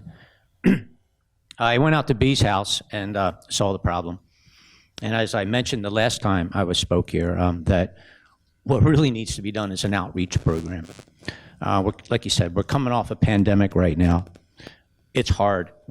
Everyone's getting back into the work mode here, and I can get helpers. Fortunately, I had a helper this time that came out and helped me. Anybody that has a problem, and it's on record, I will come out. I will look at your problem. As far as B's is concerned, I took care of the immediate problem that was brought up the last time about them falling into the road. So we got rid of all the dead wood, first thing. It's a facelift. Anybody that has a problem, I will come out. And by the way, Judy, the tool works great. It's actually, and Carl, it's actually running. It's fantastic. It cuts a nice line, and you pull out the bamboo rhizomes, no problem. Aside from that, now B's a wonderful person, and this is overwhelming, and it's going to overwhelm a lot of people. With all the conditions and the things we've been for the last year or two, I highly recommend that this be looked at. Again, it's not like the Martians are coming and we're being attacked here. This is a bamboo that does grow 10 feet if you let it. But if you knock the shoots down, it's not going to go 10 and then 10 and then 10. If you keep those shoots knocked down, it stops at 10. Like you said, just keep it mowed down. Maintaining it's not hard, and I told B I'll get her on the list for the harvesters. They'll come around and they'll gladly take those shoots off your hand. That being said, I have to go back to why put the 20-foot limit if you said no one's going to do anything about it. Why is it there? Some bamboo grows 30 feet, and there's your big fishing poles there. That's the one you want for the things. Why have it at all if you actually said you weren't going to enforce it? I thought it was inferred. Then why even have it? I don't understand the rationale to have any limit on it. Can someone please explain that to me? Mr. Marks, the reason for a limit is that if I lived next door to your home and the bamboo was growing 20, 30 feet, obstructing me looking at my window and things like that, I would want something done about it. So with a number of 20, it gives the township some leverage. It's a story and a half, most houses, so it doesn't impact a neighbor. As we said last meeting, this was not about you, this ordinance. The township had multiple complaints about peoples whose bamboo was encroaching on the property, and we had no leverage, no law to require them to keep it on their own property. The amendments is in response to some of your testimony 3 weeks ago as to the height, to the side of the property line, things like that. And I think the governing body attempted to respond to some of your concerns from your area of expertise. But if there is no limit on it, and as I said before, no one's going out to measure it, but when somebody complains and is past the second story window, we're going to give the person notice that it's too high now. all property maintenance complaints in the township are handled on a complaint basis. We don't have a property maintenance person driving around the town with binoculars looking for violations, but property maintenance normally resolves neighborhood disputes. That if somebody has bamboo grown onto their property, the neighbor refuses to do anything about it, we now have a mechanism to address that, the same way as condition of homes and other property maintenance issues. I don't believe that answered my question. My question was, what was the rationale for 20 feet? And well, you did say that it might block someone's view. Well, I grow an oak tree. I have black walnuts that grow up to 30, 40 feet, 50 feet. So is that now I'm blocking someone's view? I asked that. You're saying, oh, I'm blocking someone's view now. Now, I'm like... Mr. Marks, we can debate this all night long, but the issue was 8-foot height. You said at the last meeting it grows twice as high as that generally. So that we picked a number which was twice as high as 8. 8 went to 20, not 16, in order to give flexibility to respond to your objections at the last meeting. You're putting the limit, like Mr. Kane said, what you grow on your property is your business, and it grows the way it grows. You're putting a limit on a plant. I said mine grow 20 to 25 feet typically. I have ones that go 30 feet. They're the ones that I really want. Because you're lucky to get them. You said you tore out a grove that had some beautiful timber in there. Now, I understand you're doing your job, but the rationale you just gave me is because I might block my neighbor's view for the 20-foot limit. Now, you go back to what I said. I said my bamboo grows to 20 feet, 25 feet. It grows taller. That was an average. I don't have a ruler out there. So by leaving that in there, you're leaving it open to any neighbor or anybody that drives by and says, it's 24 feet, that's 30 feet. Let's make him cut them down. I don't understand that. You're saying that if I have a building and I build another building next to somebody and I block the river view, then I can't do that? I don't understand where your rationale is. That's what I'm trying to say. You're saying you went from 8, so you're giving more. Based upon, Mr. Marks, based upon your testimony at the last meeting, you identified, that our number was half the distance of it and that your bamboo grows about 20 feet. We gave you the number that you asked for. Bamboo is a lot denser than one oak tree may be. And you mentioned something earlier, this gives me a little pause, is you talked about harvesters coming in. If you're growing bamboo to harvest it and sell it, you're running a tree farm there in a residential zone. So just be careful with what you're sharing with us as to exactly what you're doing with your bamboo. Well, I'm saying that if you're sharing it, you're sharing the food. Like if you had blueberries grown in your yard, you have people come over and collect the blueberries, anything like that. You're not selling it. I clearly said we don't sell it. The bamboo shoots are free for anybody that wants them.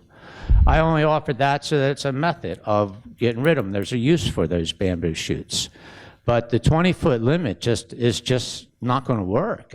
Once again, you're putting a limit on something that doesn't need a limit. You're like saying you can't grow anything, and you said, I don't repeat what you said, but we all heard it. We all heard your comments too, Okay, Mr. Marks. thank Is you. there anything else value added that you might want to? No, I'm sorry. Thank you for taking my time to listen. I appreciate it. Thank you. Is there anyone else that wishes to speak on this topic? All right, at this time, seeing none, hearing none, committee, you've heard the comments from the public. Discussion?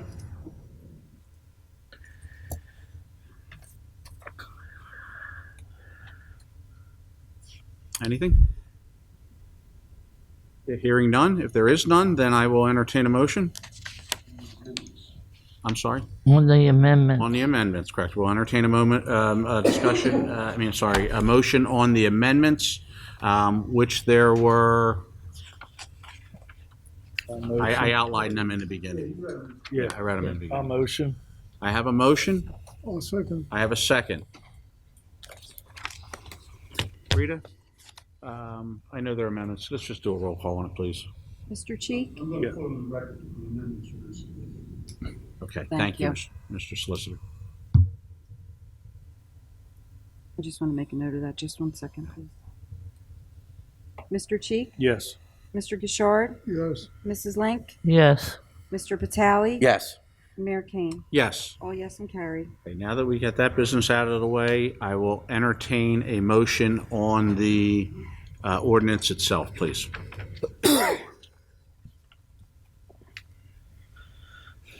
I'll move the ordinance. I have a motion. Second. I have a second. Rita, could we get a roll call, please?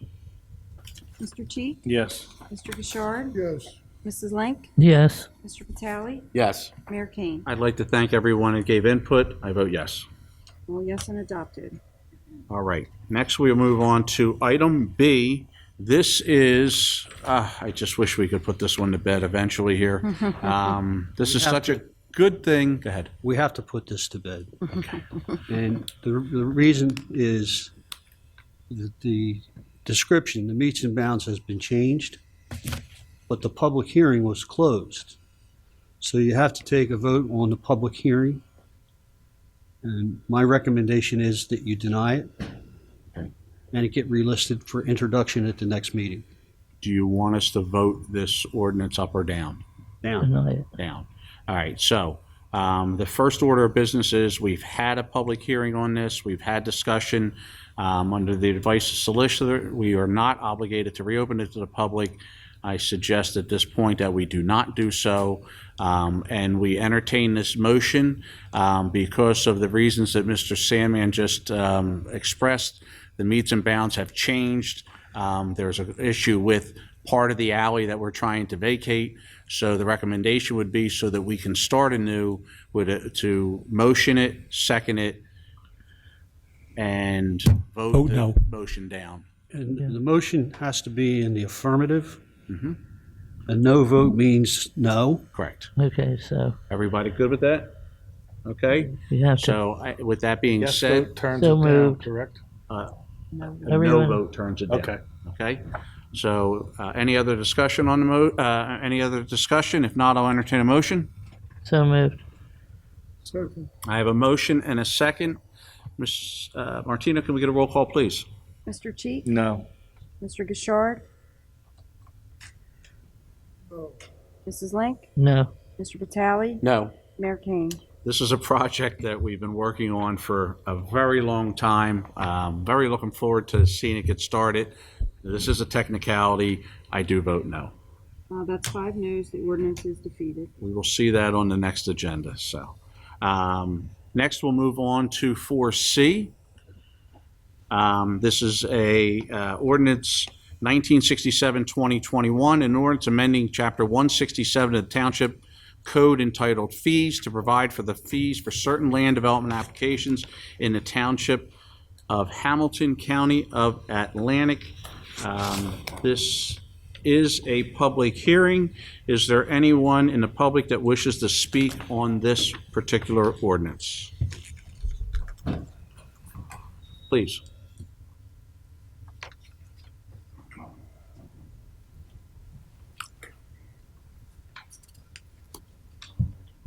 John Applegate, 283 Old River Road.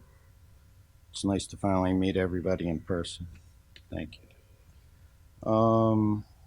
First, I'd like to thank committee on coming up with the appeal process for a grievance at the HPC level.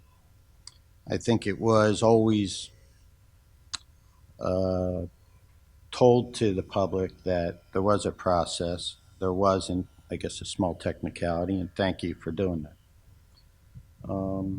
Most of the grievances that you'll get from HPC are very easily handled for building permits and things like that.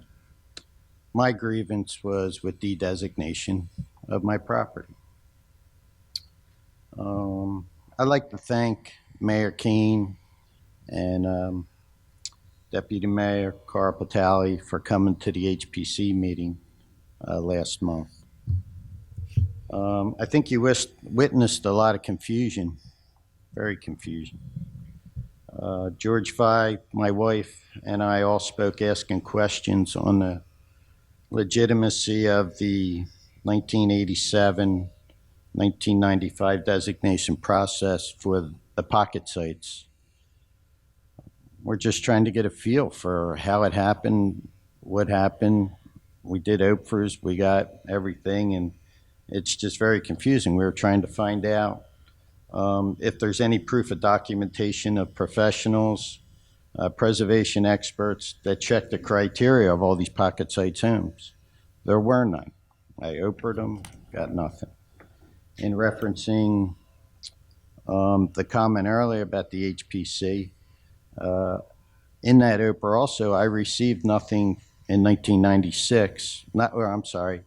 The property owner received nothing in 1996 or anything of any historic value until we received something in 2020. That's fact. Property owners never been told they were historic unless you went and looked at an ordinance or something like that somewhere, I guess. With that said, I'd just like to really quickly give you my case here. Before my wife had the property transferred to her, I went to town hall. No historical linkage to her property. John, I got to stop you just for 1 second, only because we may be getting off a little off of what the intent of this ordinance is. I certainly am well versed in your situation, Right. and this is strictly to set a not only for designation, but for any appeal from the HPC, not just the designation. I want to make sure that's perfectly clear. Yes. I just want to be careful we don't get into litigating your situation. Yes. Yeah. No, I'm not. You'll have time at the end of the meeting if you want to add more comments to the record. Okay. Okay. Yep. No problem. I'll be really brief here. Bottom line, I have 4 structures. All of them were approved by Township to go in and do all the changes I did. That's a pattern throughout the Township. You know that. I know that. I know you understand that. I know you want to fix it. As my point is that at that meeting, at the HPC level meeting, they admitted that they don't have the resources, they don't have the knowledge to make decisions on de-designation. They admitted that. I mean, they said that in this whole process back in the 1990s, they called it arbitrarily done. The mayor did it. This is all quotes from an HPC member. And another HPC member called it frightening. Okay? My point is, I got voted down. I gave them all the state surveys done by professionals. I got voted down. That's okay. You opened up the process for me to go to appeal to planning board. Awesome. In touching with Mrs. Hopkins, we know nothing. We had never received anything that we were. Now you want to put a fee in there. I don't mind if you put an application fee, but to have me pay escrow charges for all your professionals to go in and do the work that they should have done back in 1996 and prior, that's not fair. That's not fair. So I view this as adding the fees. It's really a deterrent to go through the process. I can't afford. How many people can sit here and afford to go through the process and pay? I don't even know what the engineering fees were when I complained last year, and your other township administrator had to go in and do all the engineering fees and rechange all the maps. That would probably go on my account here.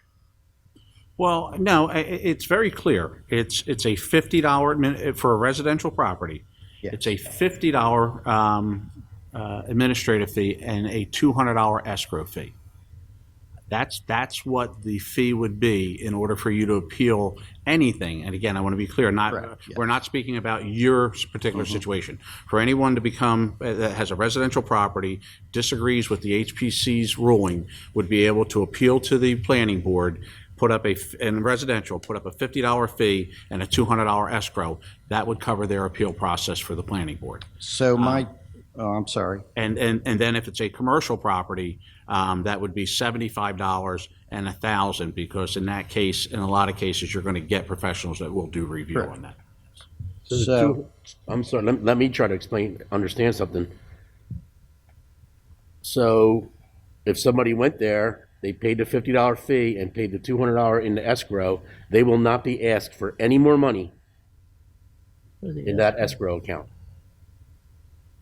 They shouldn't be. I can't tell you they Shouldn't, won't be. no. It's called an escrow account, and escrow accounts are not a capped fee. Not knowing the complexity of what is being appealed, there may be instances where $200 is insufficient. And that's how I understood it. That's just the beginning. That's, you're charging the account so that we can pull out of it to pay our professionals. it's a deposit. Their process. You all should know that Pinelands asked for an extension for the review of the ordinance. Yes, that is correct. So the underlying ordinance has not been approved by Pinelands and is therefore not effective. So, should we not, You can adopt it. so Yeah, it's, you can adopt this. what? You can adopt it, and if they don't certify, then it's unenforceable. Okay. But you can't enforce it until such time as they certify it. The Pinelands, okay. I think it's fair. I think maybe a little further discussion is warranted on Mr. Patali, Deputy Mayor's comments. And quite possibly, I want to make sure that I'm correct in this. So in a homeowner disagrees with the decision made by the HPC, they put up a $50 administration fee, and a homeowner puts up to $200 in escrow. You're saying that escrow could continue to have to grow depending on the volume of the application, or can we set it at a $200 limit?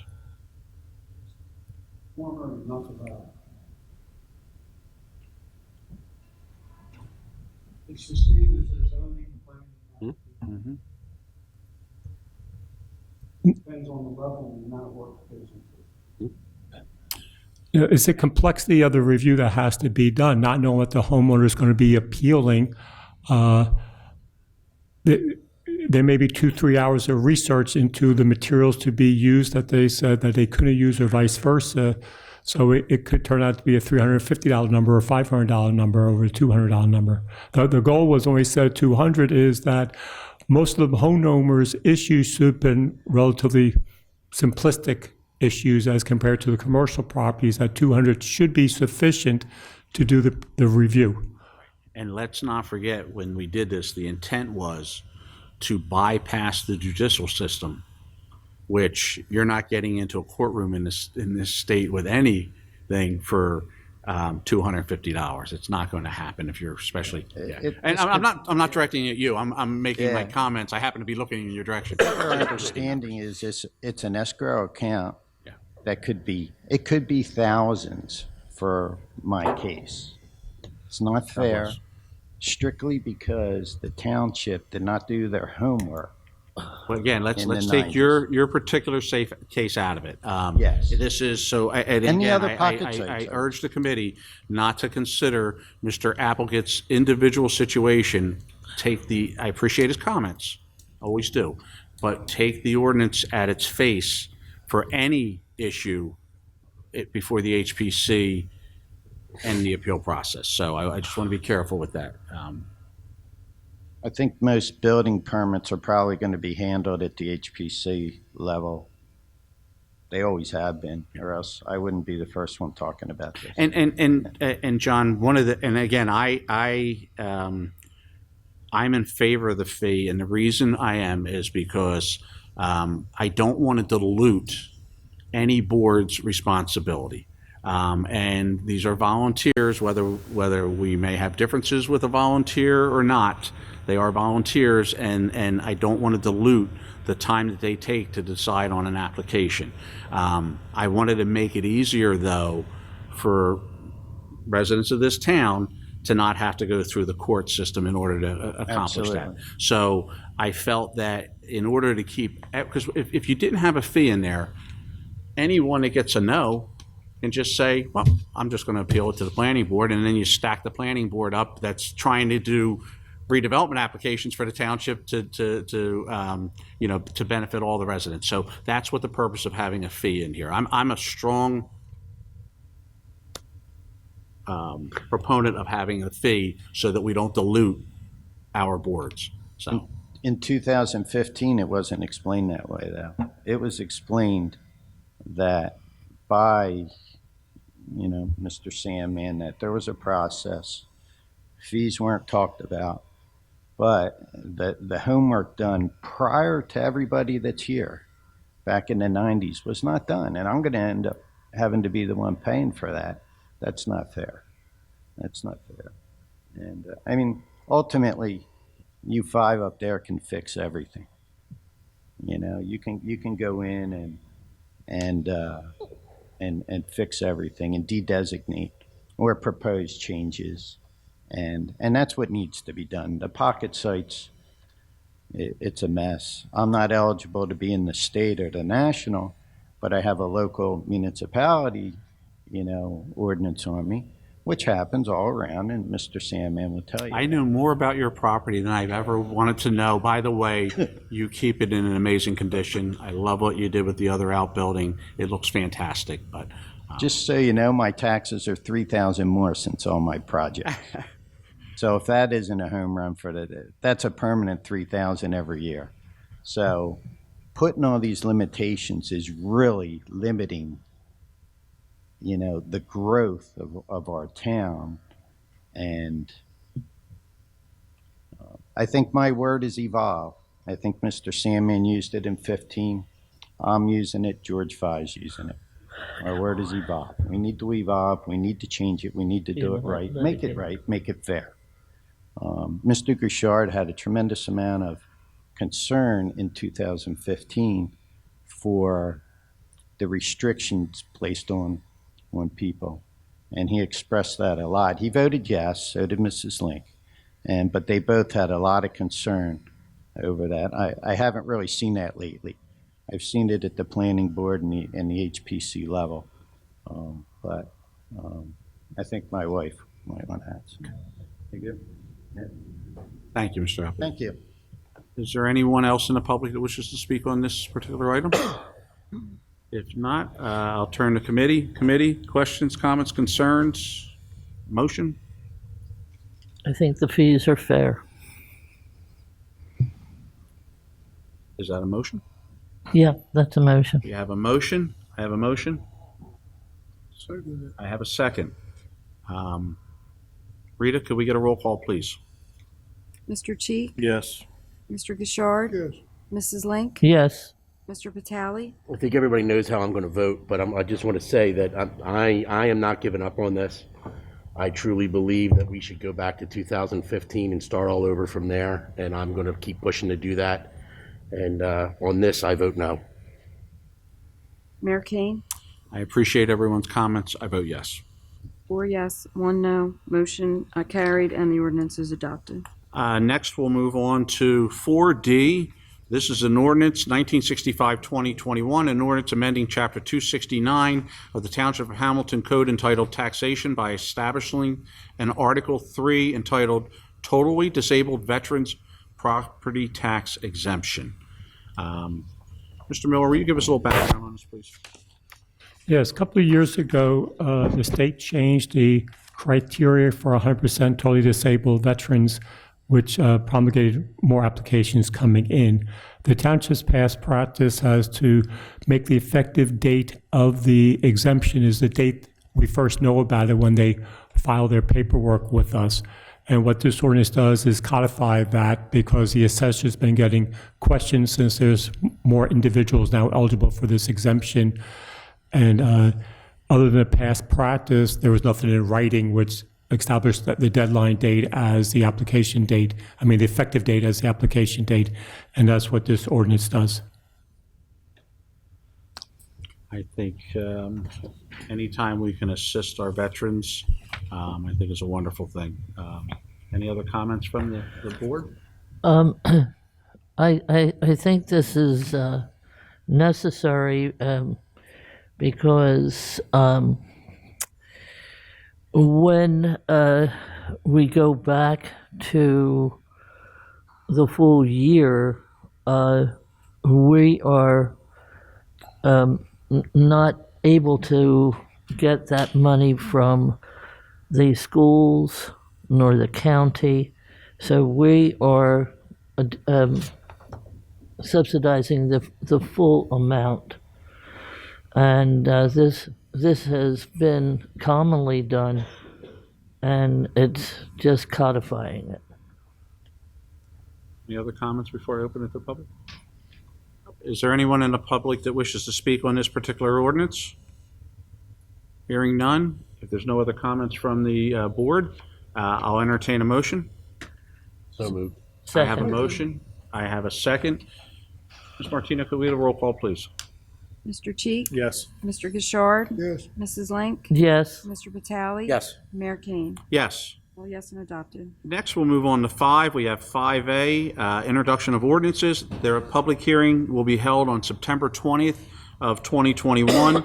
First, we have A, which is 1969-2021, an ordinance amending Chapter 301, Article 1 of the Township Code to create a no parking zone on certain portions of Old River Road in the Township of Hamilton, County of Atlantic, and the State of New Jersey. We all have read our packets. We understand what this, where this location is. First of all, I'd like to thank the Chief, Officer Smith, our Public Works Director, and members of the Public Works. Again, we're very fortunate that someone has decided to invest in our community. In doing so, they became extremely successful right off the bat. Which exasperated a problem that existed prior to the purchase of cars parking on Old Lake Harbor Road. They were so successful in the beginning that it did pose a safety hazard. The chief and his team went out right away, assessed the situation. We temporarily halted parking so that we made sure that we protected the residents along that road. Further investigation was done. I do want to point out that Officer Smith went over and above by contacting other property owners and trying to work situations out, which is greatly appreciated because obviously we all want to see the small businesses in this town be successful. So in doing so, action had to be taken in order to balance the business owners' needs and obviously the needs to protect the community in that area. It is a public street. Parking is allowed. This is regulating it so that it doesn't block and have the pitch point where emergency vehicles can't get down, and it will not allow blocking of residents' driveways. I will tell you this, I was out there with the chief myself. We spoke to several residents. I believe the majority of the residents, the ones that we did speak to, were very supportive of the business at the corner, very supportive of it. Even some of them had offered parking in their own driveways. So I appreciate that from them also. So this is an ordinance, we've seen the signs. This is an ordinance making that official and again, balancing the needs of the business community and the safety of our residents.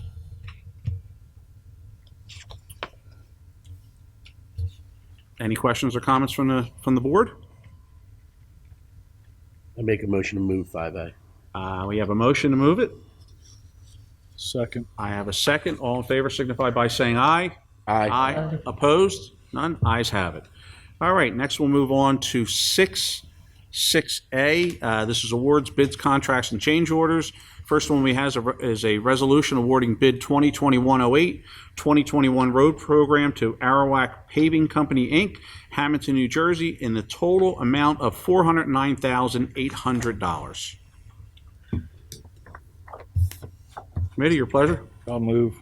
I have a motion. Second. Roll call, please. Mr. Cheek? Yes. Mr. Gishard? Yes. Mrs. Link? Yes. Mr. Vitale? I'd just like to say I'm happy to see some another road program getting started again after we kind of skipped over last year. So big yes for me. There's asphalt going down all over town. There's asphalt going down all over. Right. Mayor Kane? Yes. All yes and carried. Next, we'll move on to 6B, resolution authorizing shared services agreement with the County of Atlantic Institute of Technology for storage, loading, and purchase of road salt from 10/1/21 to 4/30/22, and authorizing the mayor to sign the same. So moved. I have a Second. motion. Second. Any discussion on the motion? Motion and a second. Rita, roll call, please. Mr. Cheek? Yes. Mr. Gishard? Mrs. Link? Yes. Mr. Vitale? Yes. Mayor King? Thank you, yes. All yes and carried. Next, we'll move on to C, resolution authorizing shared service agreement with Hamilton Township Board of Education for storage, loading, and purchase of road salt from 10/1/21 to 4/30/22, and authorizing the mayor to sign the same. Same exact thing, just with another entity. So moved. I have a motion. I have a second. Any discussion on the motion? Rita, roll call, please. Mr. Cheek? Yes. Mr. Gishard? Mrs. Link? Yes. Mr. Vitale? Yes. Mayor King? Yes. All yes and carried. All right, next we'll move on to the consent agenda. We have items A through O.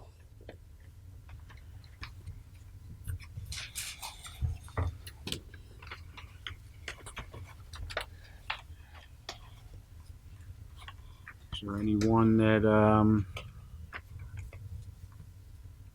has anything they wanted to pull out and discuss separately? Or are we, tell me where we're at. Obviously, O, right? All right, so you may want to make that in the form of a motion.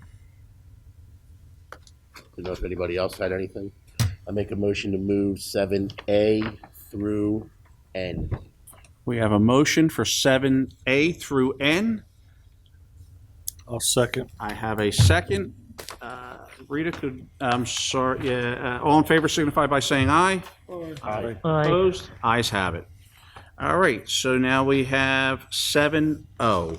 7O is the resolution authorizing reduction of settlement payment for Glen Air at Hamilton, Pallet 1, Enclave at Glen Air from $250,000 to $23,335. Cash escrow as recommended by the Township Engineer Steve Philippone in his correspondence dated 6/29/21.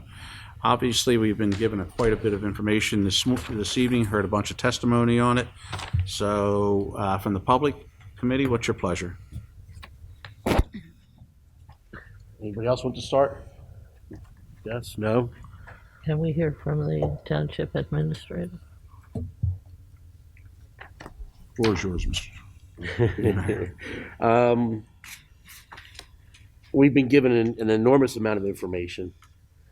Today alone, we got hit with a bunch of emails. Everybody on the committee, I believe, got them. The last one was, with the exhibits, they're 70-something pages long. It's very hard to digest all that. I don't have the time, didn't have the time today to talk to our mayor about it, to talk to our administrator, to talk to our solicitor, our engineer. There's just a lot of, there's questions that I have, and then I hear all of you speak, and it's a very frustrating situation for everybody involved. From what I understand, and please, Bob, anybody, throw a pen at me, tell me to stop talking if I need to stop talking. I want everybody to understand, yes, you guys are taxpayers here, and I'm concerned with everything that you have to say. And then our solicitor says, we may get sued here. And we will get sued. Or we will get sued here. If we don't release this money, we will be sued. And that affects every taxpayer in the township. You and everybody else. And it's a very tough thing. And listen, I'm a construction guy. I don't claim to be the smartest man in the room. I depend on our professionals to tell me certain things and help guide me to come to a conclusion and to vote on something and figure something out. I just wish we had more time. I wish we knew more things at an earlier time. And I'll ask, sitting here and listening to this, one of the questions I had was when the HOA was formed, I don't believe anybody from that development was on the HOA when it was originally formed. It was people, it was the bank, the way I understand it. So to take lot one and give it to the HOA, they weren't going to say, no, I don't want that. It doesn't work. It just kind of went over to them. So I just don't know. I feel for everybody over there going, man, you just got, I don't know what to do. I don't know what we're supposed to do. I don't, and you know, that's kind of where I get to a point and I go, you know, wait a minute here. What happened here? Why did that happen that way? And I'm sure, you know, in the big scheme of things, it comes down to everybody doing their due diligence. I mean, I've done things through time, you know, different buying properties and doing different things where I went, wow, I should have known better on that one. And I kind of, you know, with you guys, you know, not all of you. I mean, I don't know if some of you went and looked and said, ooh, wait a minute, it says here HOA. Is there an HOA? Well, what's going to happen when that happens? But you're buying a property. You're excited about buying your property. You might not have looked at everything, or you didn't understand it, and you just, you know. I'm sorry. Don't think I'm putting words in your mouth. This is all going through in my head, and I'm trying to figure out what to do. I just feel bad for you, and I don't know, and I really don't know where to go from here. So I'll turn it over to our administrator and our solicitor, and say, you know, okay, please tell us, where are we? What are our options? What can we do from here?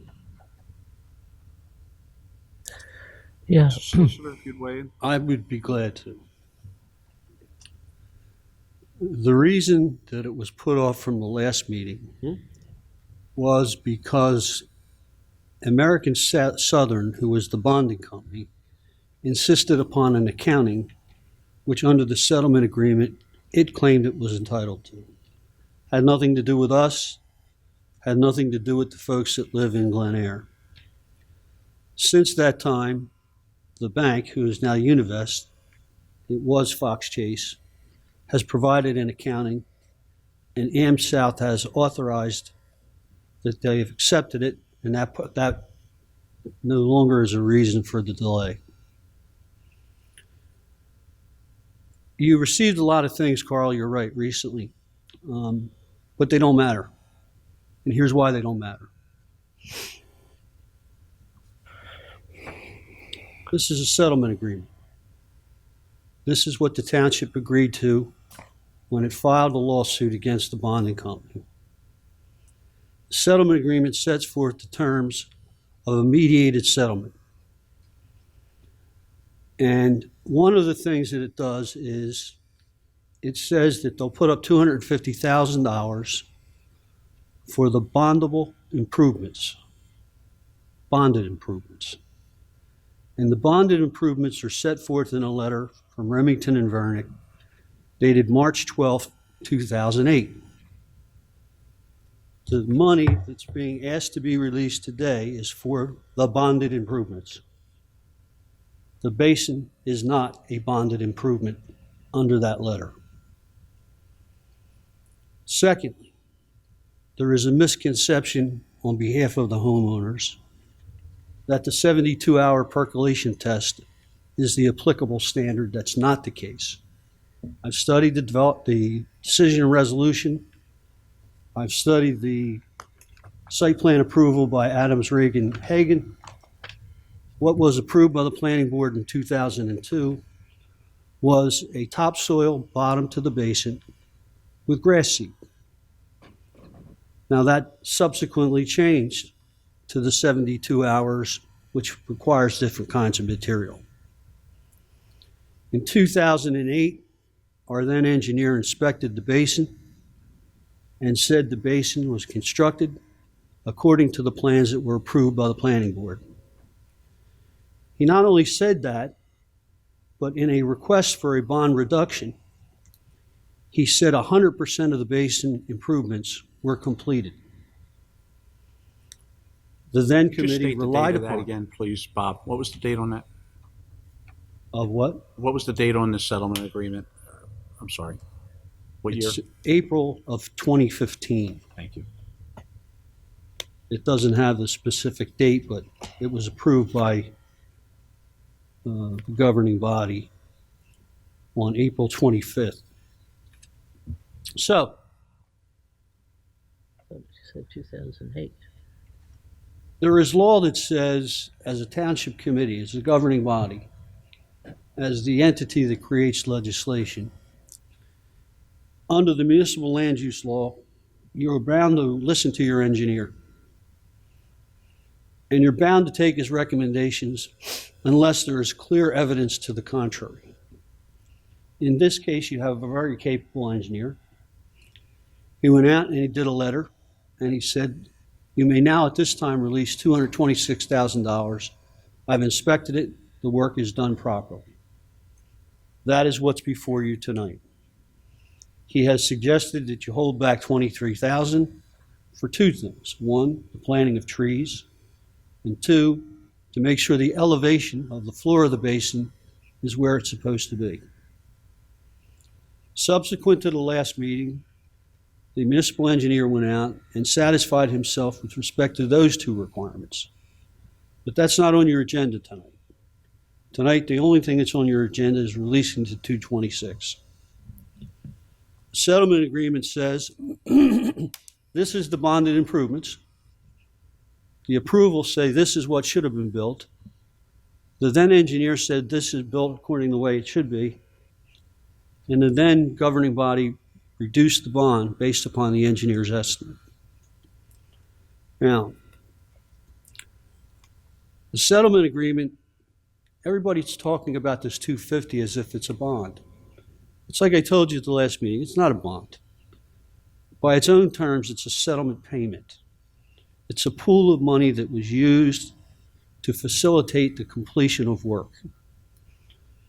And it says, once the bonded improvements are completed according to the approval of the engineer, you have 30 days to release the money back to the bank.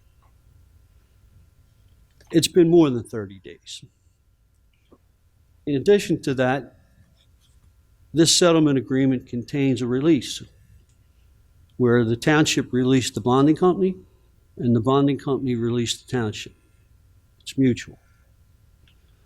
So while the information that you got this evening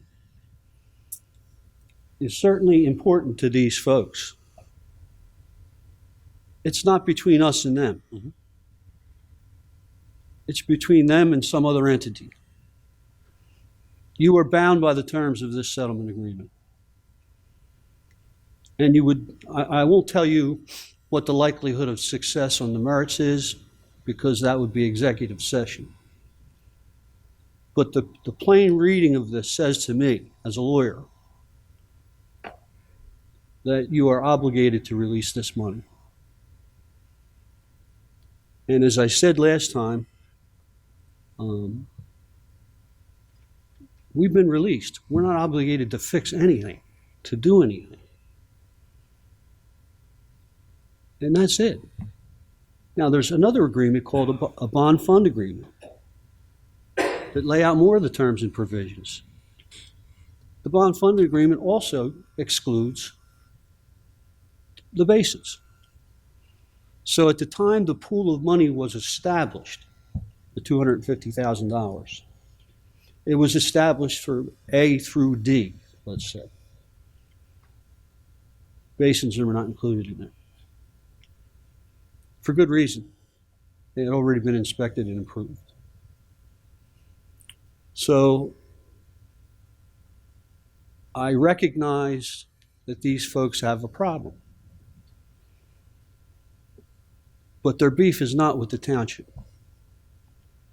In addition to that, the bank has agreed to put up a pool of money of $37,500 for the association to do whatever they want to do with it.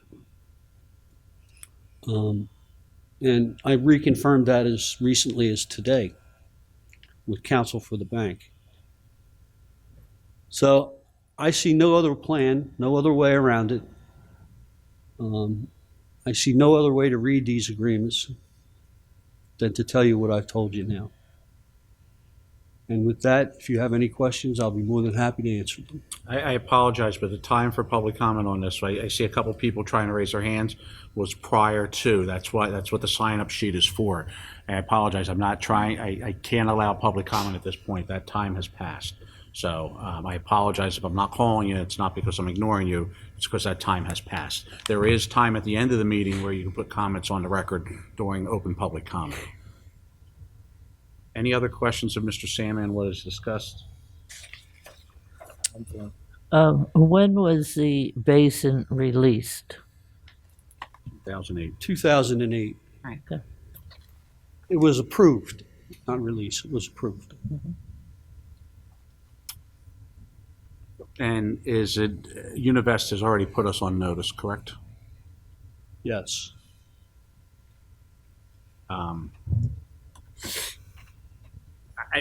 I've had a lot of conversations back and forth regarding this. Obviously, I certainly understand what the homeowners are going through, what their issue is out there. But when you have a settlement agreement in your hand that was executed by the parties at that time and a basin that was signed off on, unfortunately, I believe that Mr. Sandman's comments are correct. Although we are an outlet for you to come and discuss it, the township is not the responsible party here. As much as we want to help you, there was an agreement made, executed, and signed, and we, again, I'm one member up here, but we have to uphold the terms of that agreement. The unfortunate thing is that there were representations made to these people by an agent of the bank that implies some further duty with respect to the basis. I'm not going to comment on that because we need not take action with respect to it.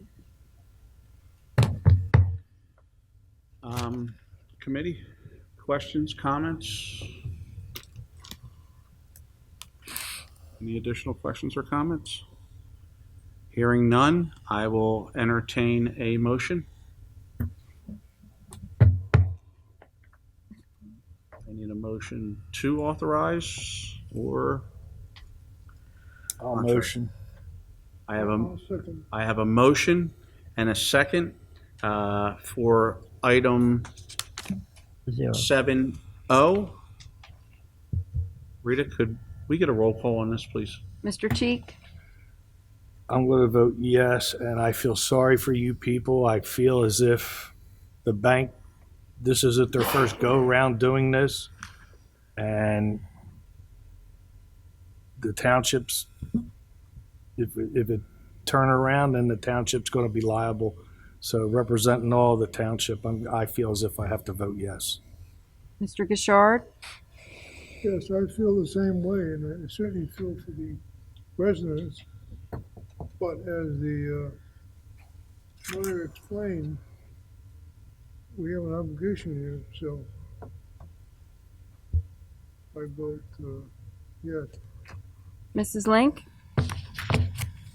I don't think we have any alternative other than to vote yes. Some things seem as though they should be, and some things not. And it is apparently a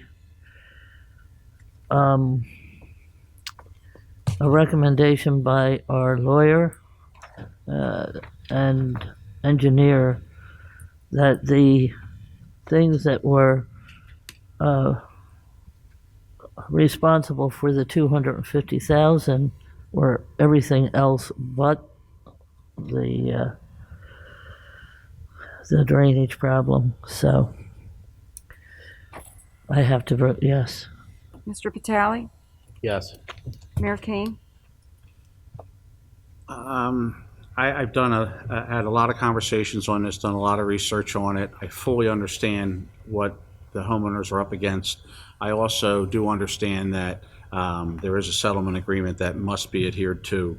And I appreciate, Mr. Engineer, I appreciate yourself, your efforts going out there, trying to come up with a solution for the residents to help them. And I find myself in a position where I do see it necessary in order to protect all the residents as a whole to vote yes.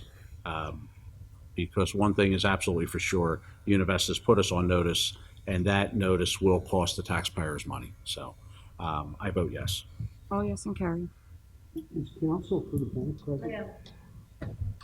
Sorry, apologize. Oh, Monica? Yes. Okay. And I apologize, you were raising your hand, and that's why I made the comments. I couldn't, but you. Okay. Next, we have 8 personnel.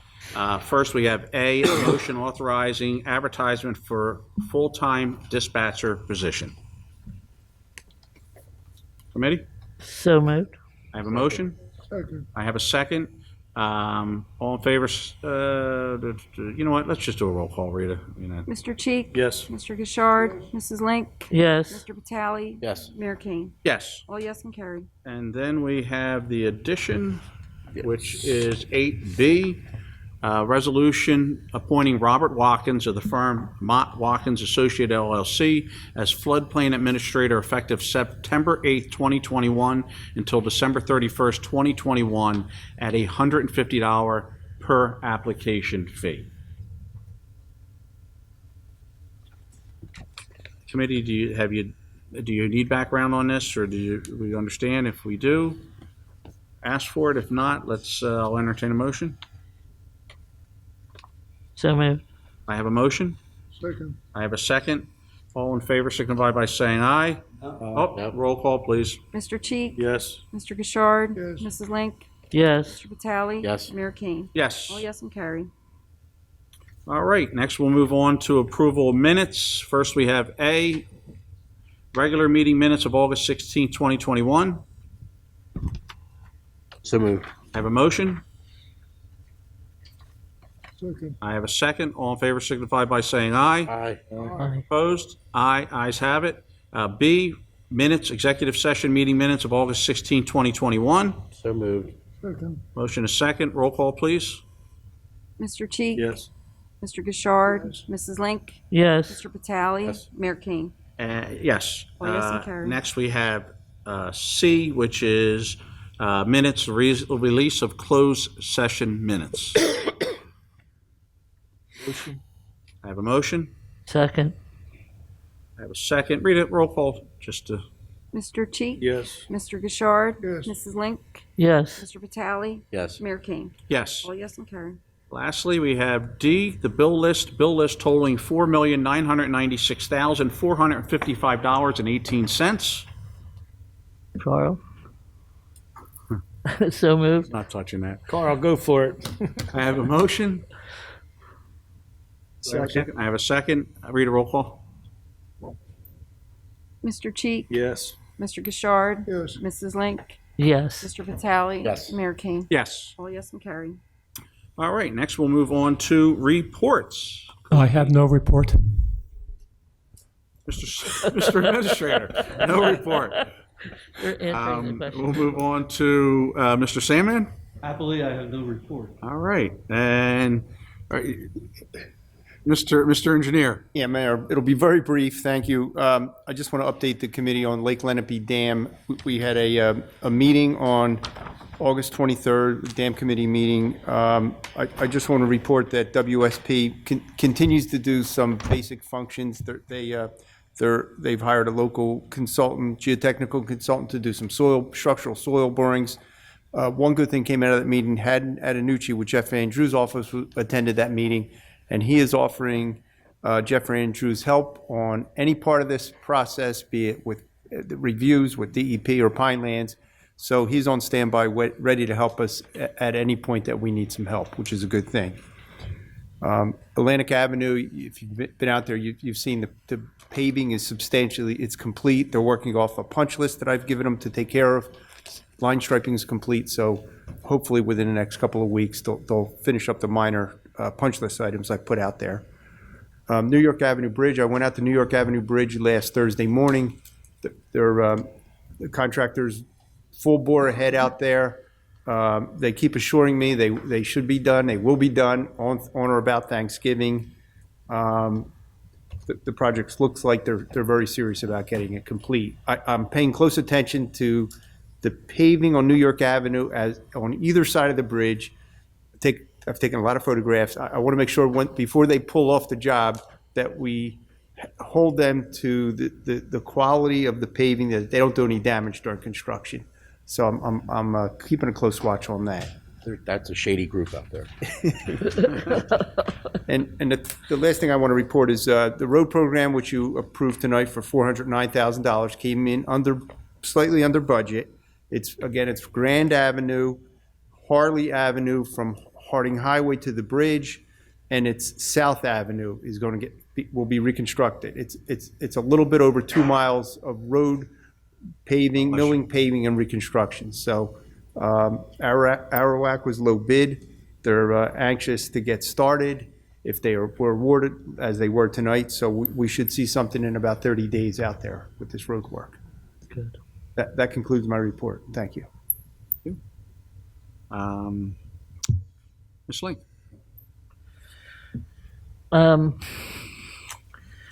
Yes, I feel as though the Hurricane Ida has put us on a tremendous notice as to what can happen with this tremendous storm that had hit the Northeast. And I did reach out to Brett Knoll to see how we were responding as far as the dam was concerned. And he did, of course, as he always does, a proactive measure to lower the dam incrementally and still continue to lower it as the tributaries from the rest of the watershed of the Great Egg Harbor River would come into play. Very, very important, and I would say definitely if we do nothing more than get that dam repaired, hopefully that infrastructure bill will come through and provide the $6 million that was proposed or we heard about. It's very, very important. The other thing that I think we have to look at what has happened in Afghanistan. There's a lot of chaos and so on and so forth. But I was so proud to see the women of Afghanistan protest and stand up. And I say that if anything that we left with Afghanistan was the education of the women to take hold and do what they feel as though is necessary to improve their country. And I saw that today on TV, and I was just really taken back. And that's what I think. I think the women who have been educated by us, the United States, will take hold and do the things necessary to make Afghanistan a success. That's my own opinion. So, with that, I understand there is a wine and food festival on the 18th and 19th at Lenape Park. I'm not exactly sure who has taken that bull by the horn, who is running that. Before it was the Merchants Association. Can anyone help me out on that? I don't know. It said that's a county endeavor. And also we have Art in the Park on the 18th. So I hope everyone attends and donates, or whatever you have to do when you go to the Art in the Park at Memorial Park. Okay. Mr. Vitale? Deputy Mayor? Well, once again, just excited about our road program, and glad to see that move along and continue that next year, obviously. And just reminding everybody that we're going to be putting out the bid 3rd Street shortly. So we're not done paving. 3rd Street will be reconstructed from Anderson's Bridge all the way to Lenape Avenue. Curb, sidewalk. I think everybody's going to be very pleased when that's done. Steve's done a great job over there. Night of Lights was Saturday night. It was a success. The weather was fantastic. Boats showed up in the basin at the time that they guessed they would be there. I saw cars lined up all the way down River Road. People were over at the bulkhead enjoying themselves. You could hear the music up and down the river and all the houses that were lit up and having parties. And I think it's a really great thing for our town to see that come back. Gives us something to look forward to at the end of the year. But of course, it always depends on the tide and having a high tide at night, on a Saturday night. So I haven't heard any ideas on when it's going to be next year, but really looking forward to that. Every year it's gotten better. So very excited about that. Just want to note that some work is getting done at the field house over at Underhill Park. Public Works is getting that the field house building spruced up. Everything I've seen so far looks great. Great job from Public Works getting that work done. And like Judy said, Art in the Park coming up. I wish Fred was still here so I could ask him about the Halloween parade. I've heard some rumblings about it, but I am not putting it out there that it's happening. There's no way I will do that. We got our fingers crossed that we have a Halloween parade this year. And of course, it's all going to depend on what happens with the pandemic. So fingers crossed with that. And that's really all I had to say. Reagan, Maddie, miss you. Love you. Hope to see you soon. Very nice. Mr. Cheek. On a somber note, Saturday is the 20th anniversary of 9/11. Yes. I'm sure everyone in this room could remember where you were when you heard about what was going on.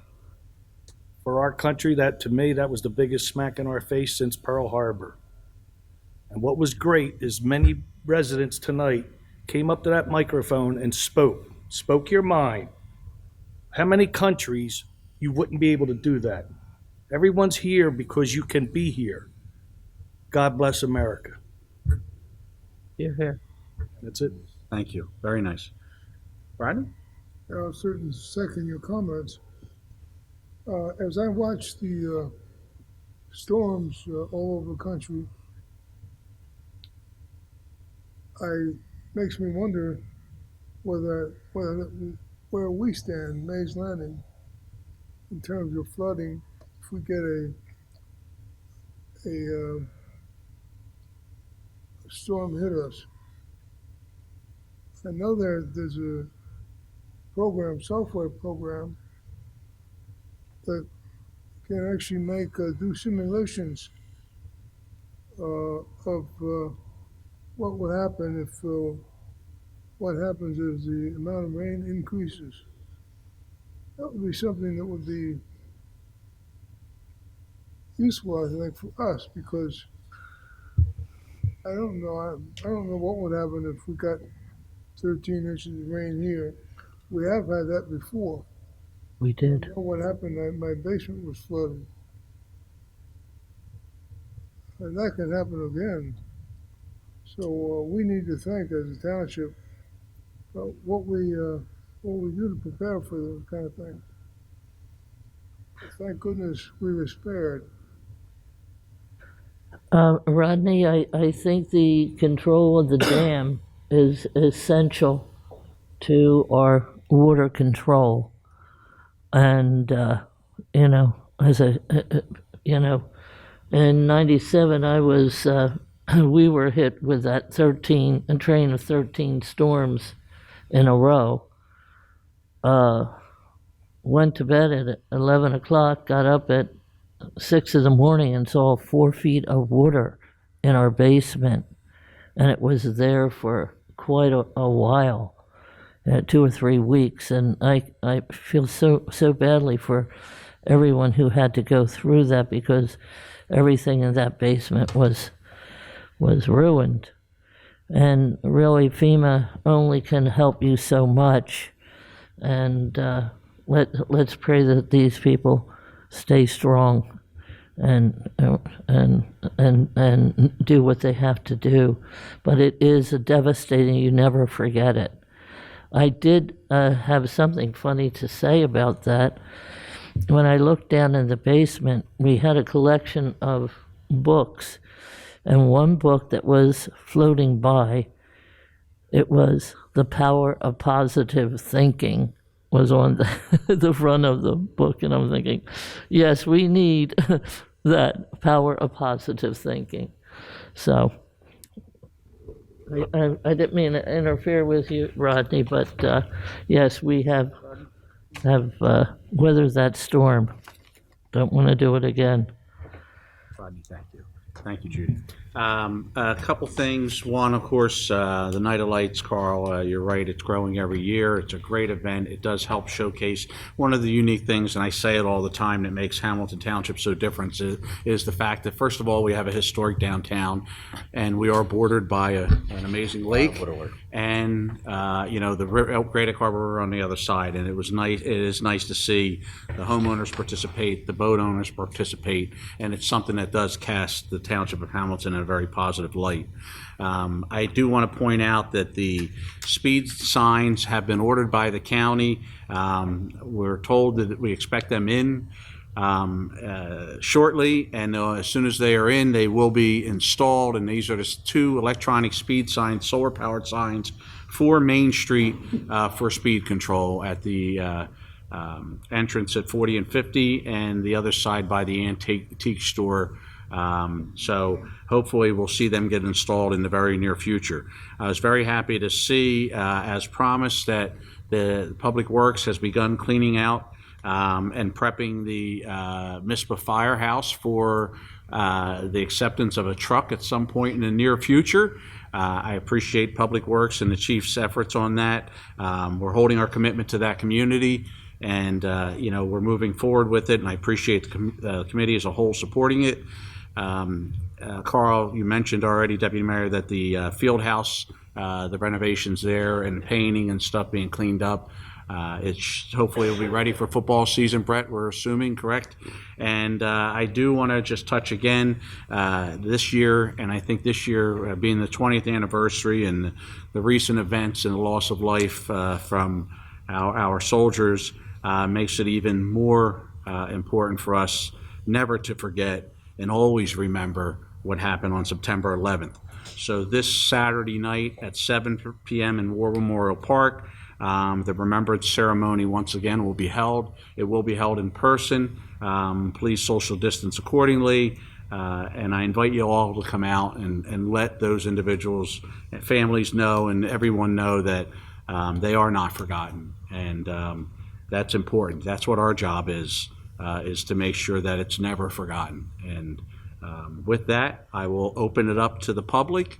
Mr. Strye. Thank you, Mr. Mayor. For clarification, I'd like to return to 3B, Neville's parking.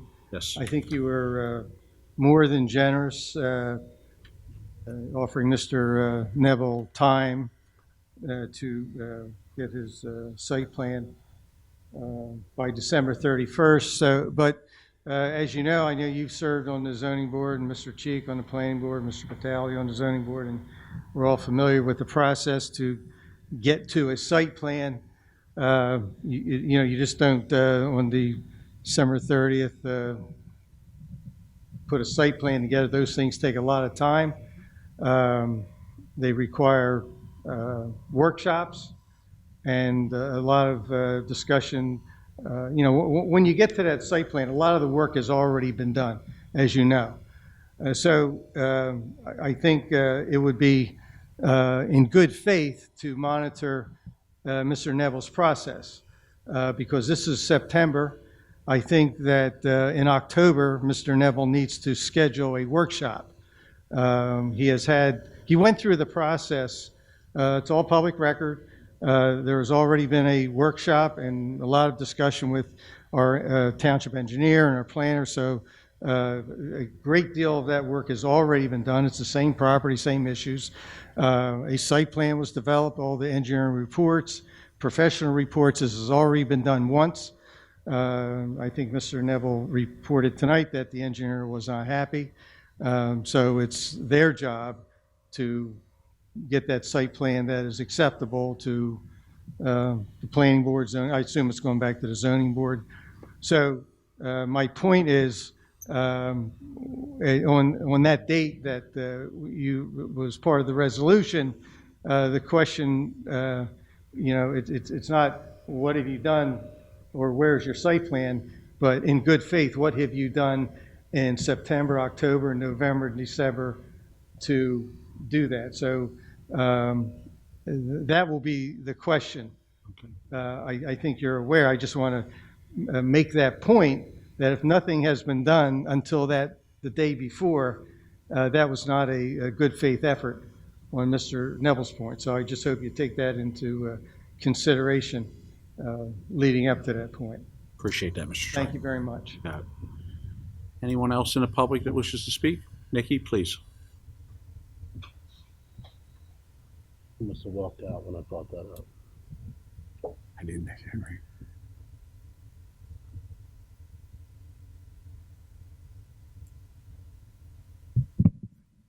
Thank you. We feel like there might be a little bit of unfinished business with a letter from Mr. Miller that talked about $37,500 in escrow that Mr. Sandman and the bank agreed upon.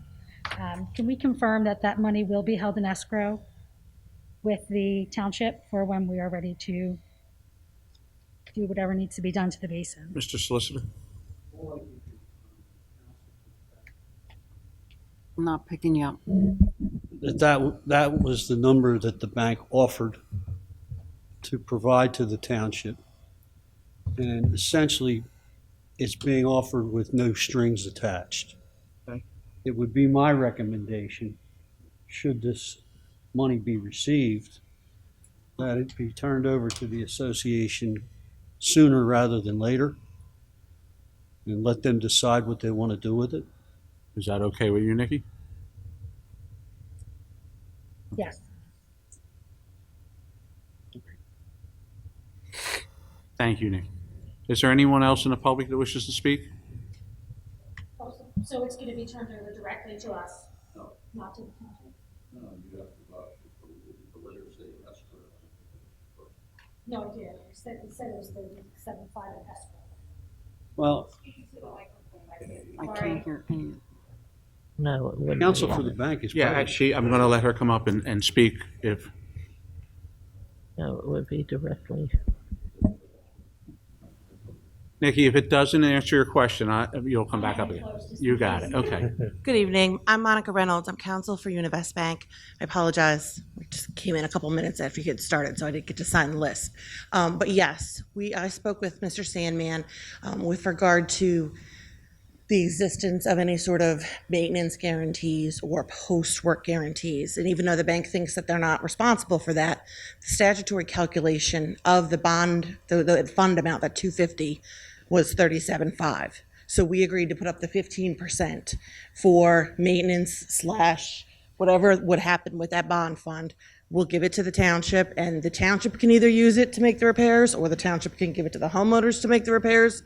Whatever they'd like to do, we just want to be clear that that's the intention, is to exhaust any suggestion that then now we have more maintenance guarantees on top of that. But whatever, and if they want to spend it on repairs or if they want to hold it for maintenance, whatever they choose to do with it, the bank just wants to give it to them and let them decide. Okay, One thing we're not going to do is we're not going to do any work. I understand that. I understand. But so the bank, Univest, is going to release it to us. Upon us receiving it, we will then, who are we contacting? I'll contact Mr. Malinsky, who is their counsel. Okay. So Mr. Malinsky, then you'll contact him, and then he'll take it on behalf of his clients. Right? Lewinsky. Oh my God. Yeah, good question. In fairness, there's still money that we're waiting for back from the balance. So there's no bond anymore.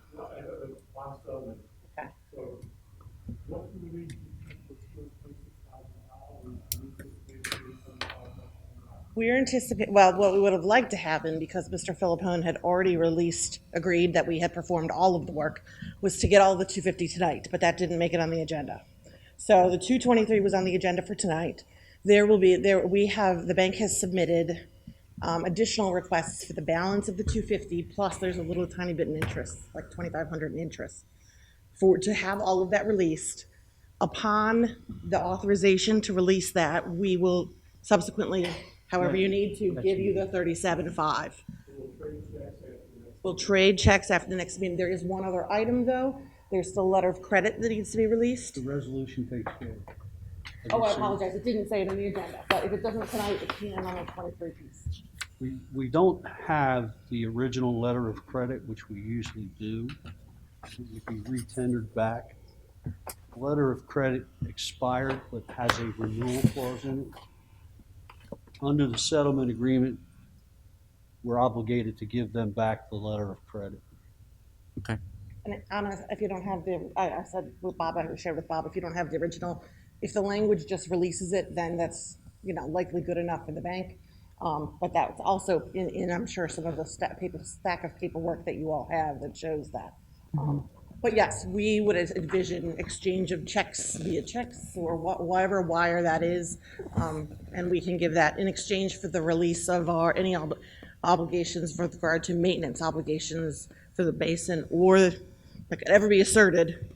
Then we'll be happy to give that to the township and the homeowners, and they can do whatever they'd like with it. Okay.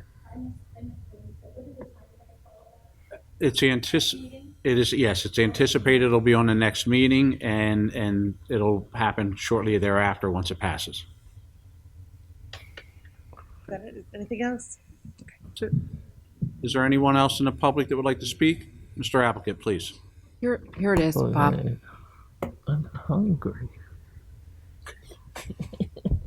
I gotta go to work. I'm supposed to be at work at 7. Not certified. I can get her a certified one tomorrow afternoon. Just a little bit late. With the pocket sites in general, you were at the meeting. The longest tenured HPC board member gave her description of how it was done. Wasn't done right, no rhyme or reason, arbitrarily, frightening. Trying to find out what the end game is here. Are you looking to fix it? I don't see the value of how a home not eligible for state national guidelines that fit a criteria have no history in the township, no effect on the history in the township. How these homes are still being, why there is a need and a want of having them under the regulation and the demands of the HPC. John, can I just preference this by saying that Sure. Deputy Mayor and I have had some conversations regarding this. Unfortunately, it was a short week. We had a holiday weekend. We are trying to set up a particular meeting and some other meetings in order to discuss this further internally. I can tell you, I may not feel strongly about it as he does, but he feels strongly enough about it, and we want to look at things further. If I can just leave it at that, I will tell you that it's not falling on deaf ears. If I don't want to put words in the deputy mayor's mouth. He would like to have it reviewed further and see if there's something we can do about it. And again, you've made it clear that you feel that we can. I can tell you that we are continuing to look at it. His schedule kind of changed. We may not get the meeting done this week, but we will at least meet by next week. I promise you that. Okay. That's very similar to what I heard from Mayor Schenker. I'm not Mayor Schenker. I know. Okay, my name's a lot shorter, and I'm a hell of a lot better looking. So, at the end of the day, I'm saying to you, I've already had some conversations. Carl and I are trying to discuss what transpired in those conversations. He wants to have a meeting along with me, and we're going to see if we can, again, that's why I wanted to be very clear that the ordinance that we passed tonight had nothing to do with Mr. Applegate. Sure. And we are still working on, that's the reason why we attended a meeting, because we wanted to see, listen, see, understand, and that's exactly what I'm not telling you that we can resolve it, I'm telling you we are not stopping trying, so. Nobody's listened or been at those meetings in a long time, so. I think that we're showing that it's something that concerns us, and if it concerns the deputy mayor, it concerns me, and that we are still trying to correct the situation, okay? Can I leave it at that? You got it. But that doesn't mean you can't continue to comment if you like. Yeah, you have my cell number. You got it. Thank you, John. I appreciate it. Thanks. Is anyone else in the public that wishes to speak? Please.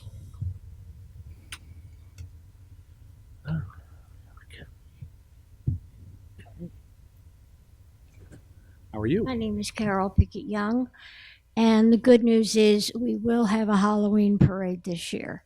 Right. We had a brief meeting at Neville's, and there will be a parade on the 30th, which is the day before Halloween. It will be on Main Street. We'll begin at 6:30, and there will also be a parade in Egg Harbor City the evening before. So if anyone would like to volunteer, we're looking. Okay. Great. Great, thank you. Is there a place you want them to go to volunteer? That was Fern. Okay. For the record, that number is 609-625-3286. Is there anyone else in the public that wishes to speak? Hearing none, I'll entertain a motion to close the public portion. I have a motion. I have a second. All in favor signify by saying aye. Aye. All right. Mr. Administrator, we are going to go into executive session? What? We have one matter that should be less than 5 minutes. Okay. Are we Are we coming in? expected to come back in the public and take action? No, sir. No, sir. No, sir? No? All right, so I will entertain a motion to go into executive session. Let it be known that we will not be reconvening in public after the executive session. I move that we go into executive I have a session. motion. Second. Second, all in favor signify by saying aye. Aye. Opposed? Ayes have it.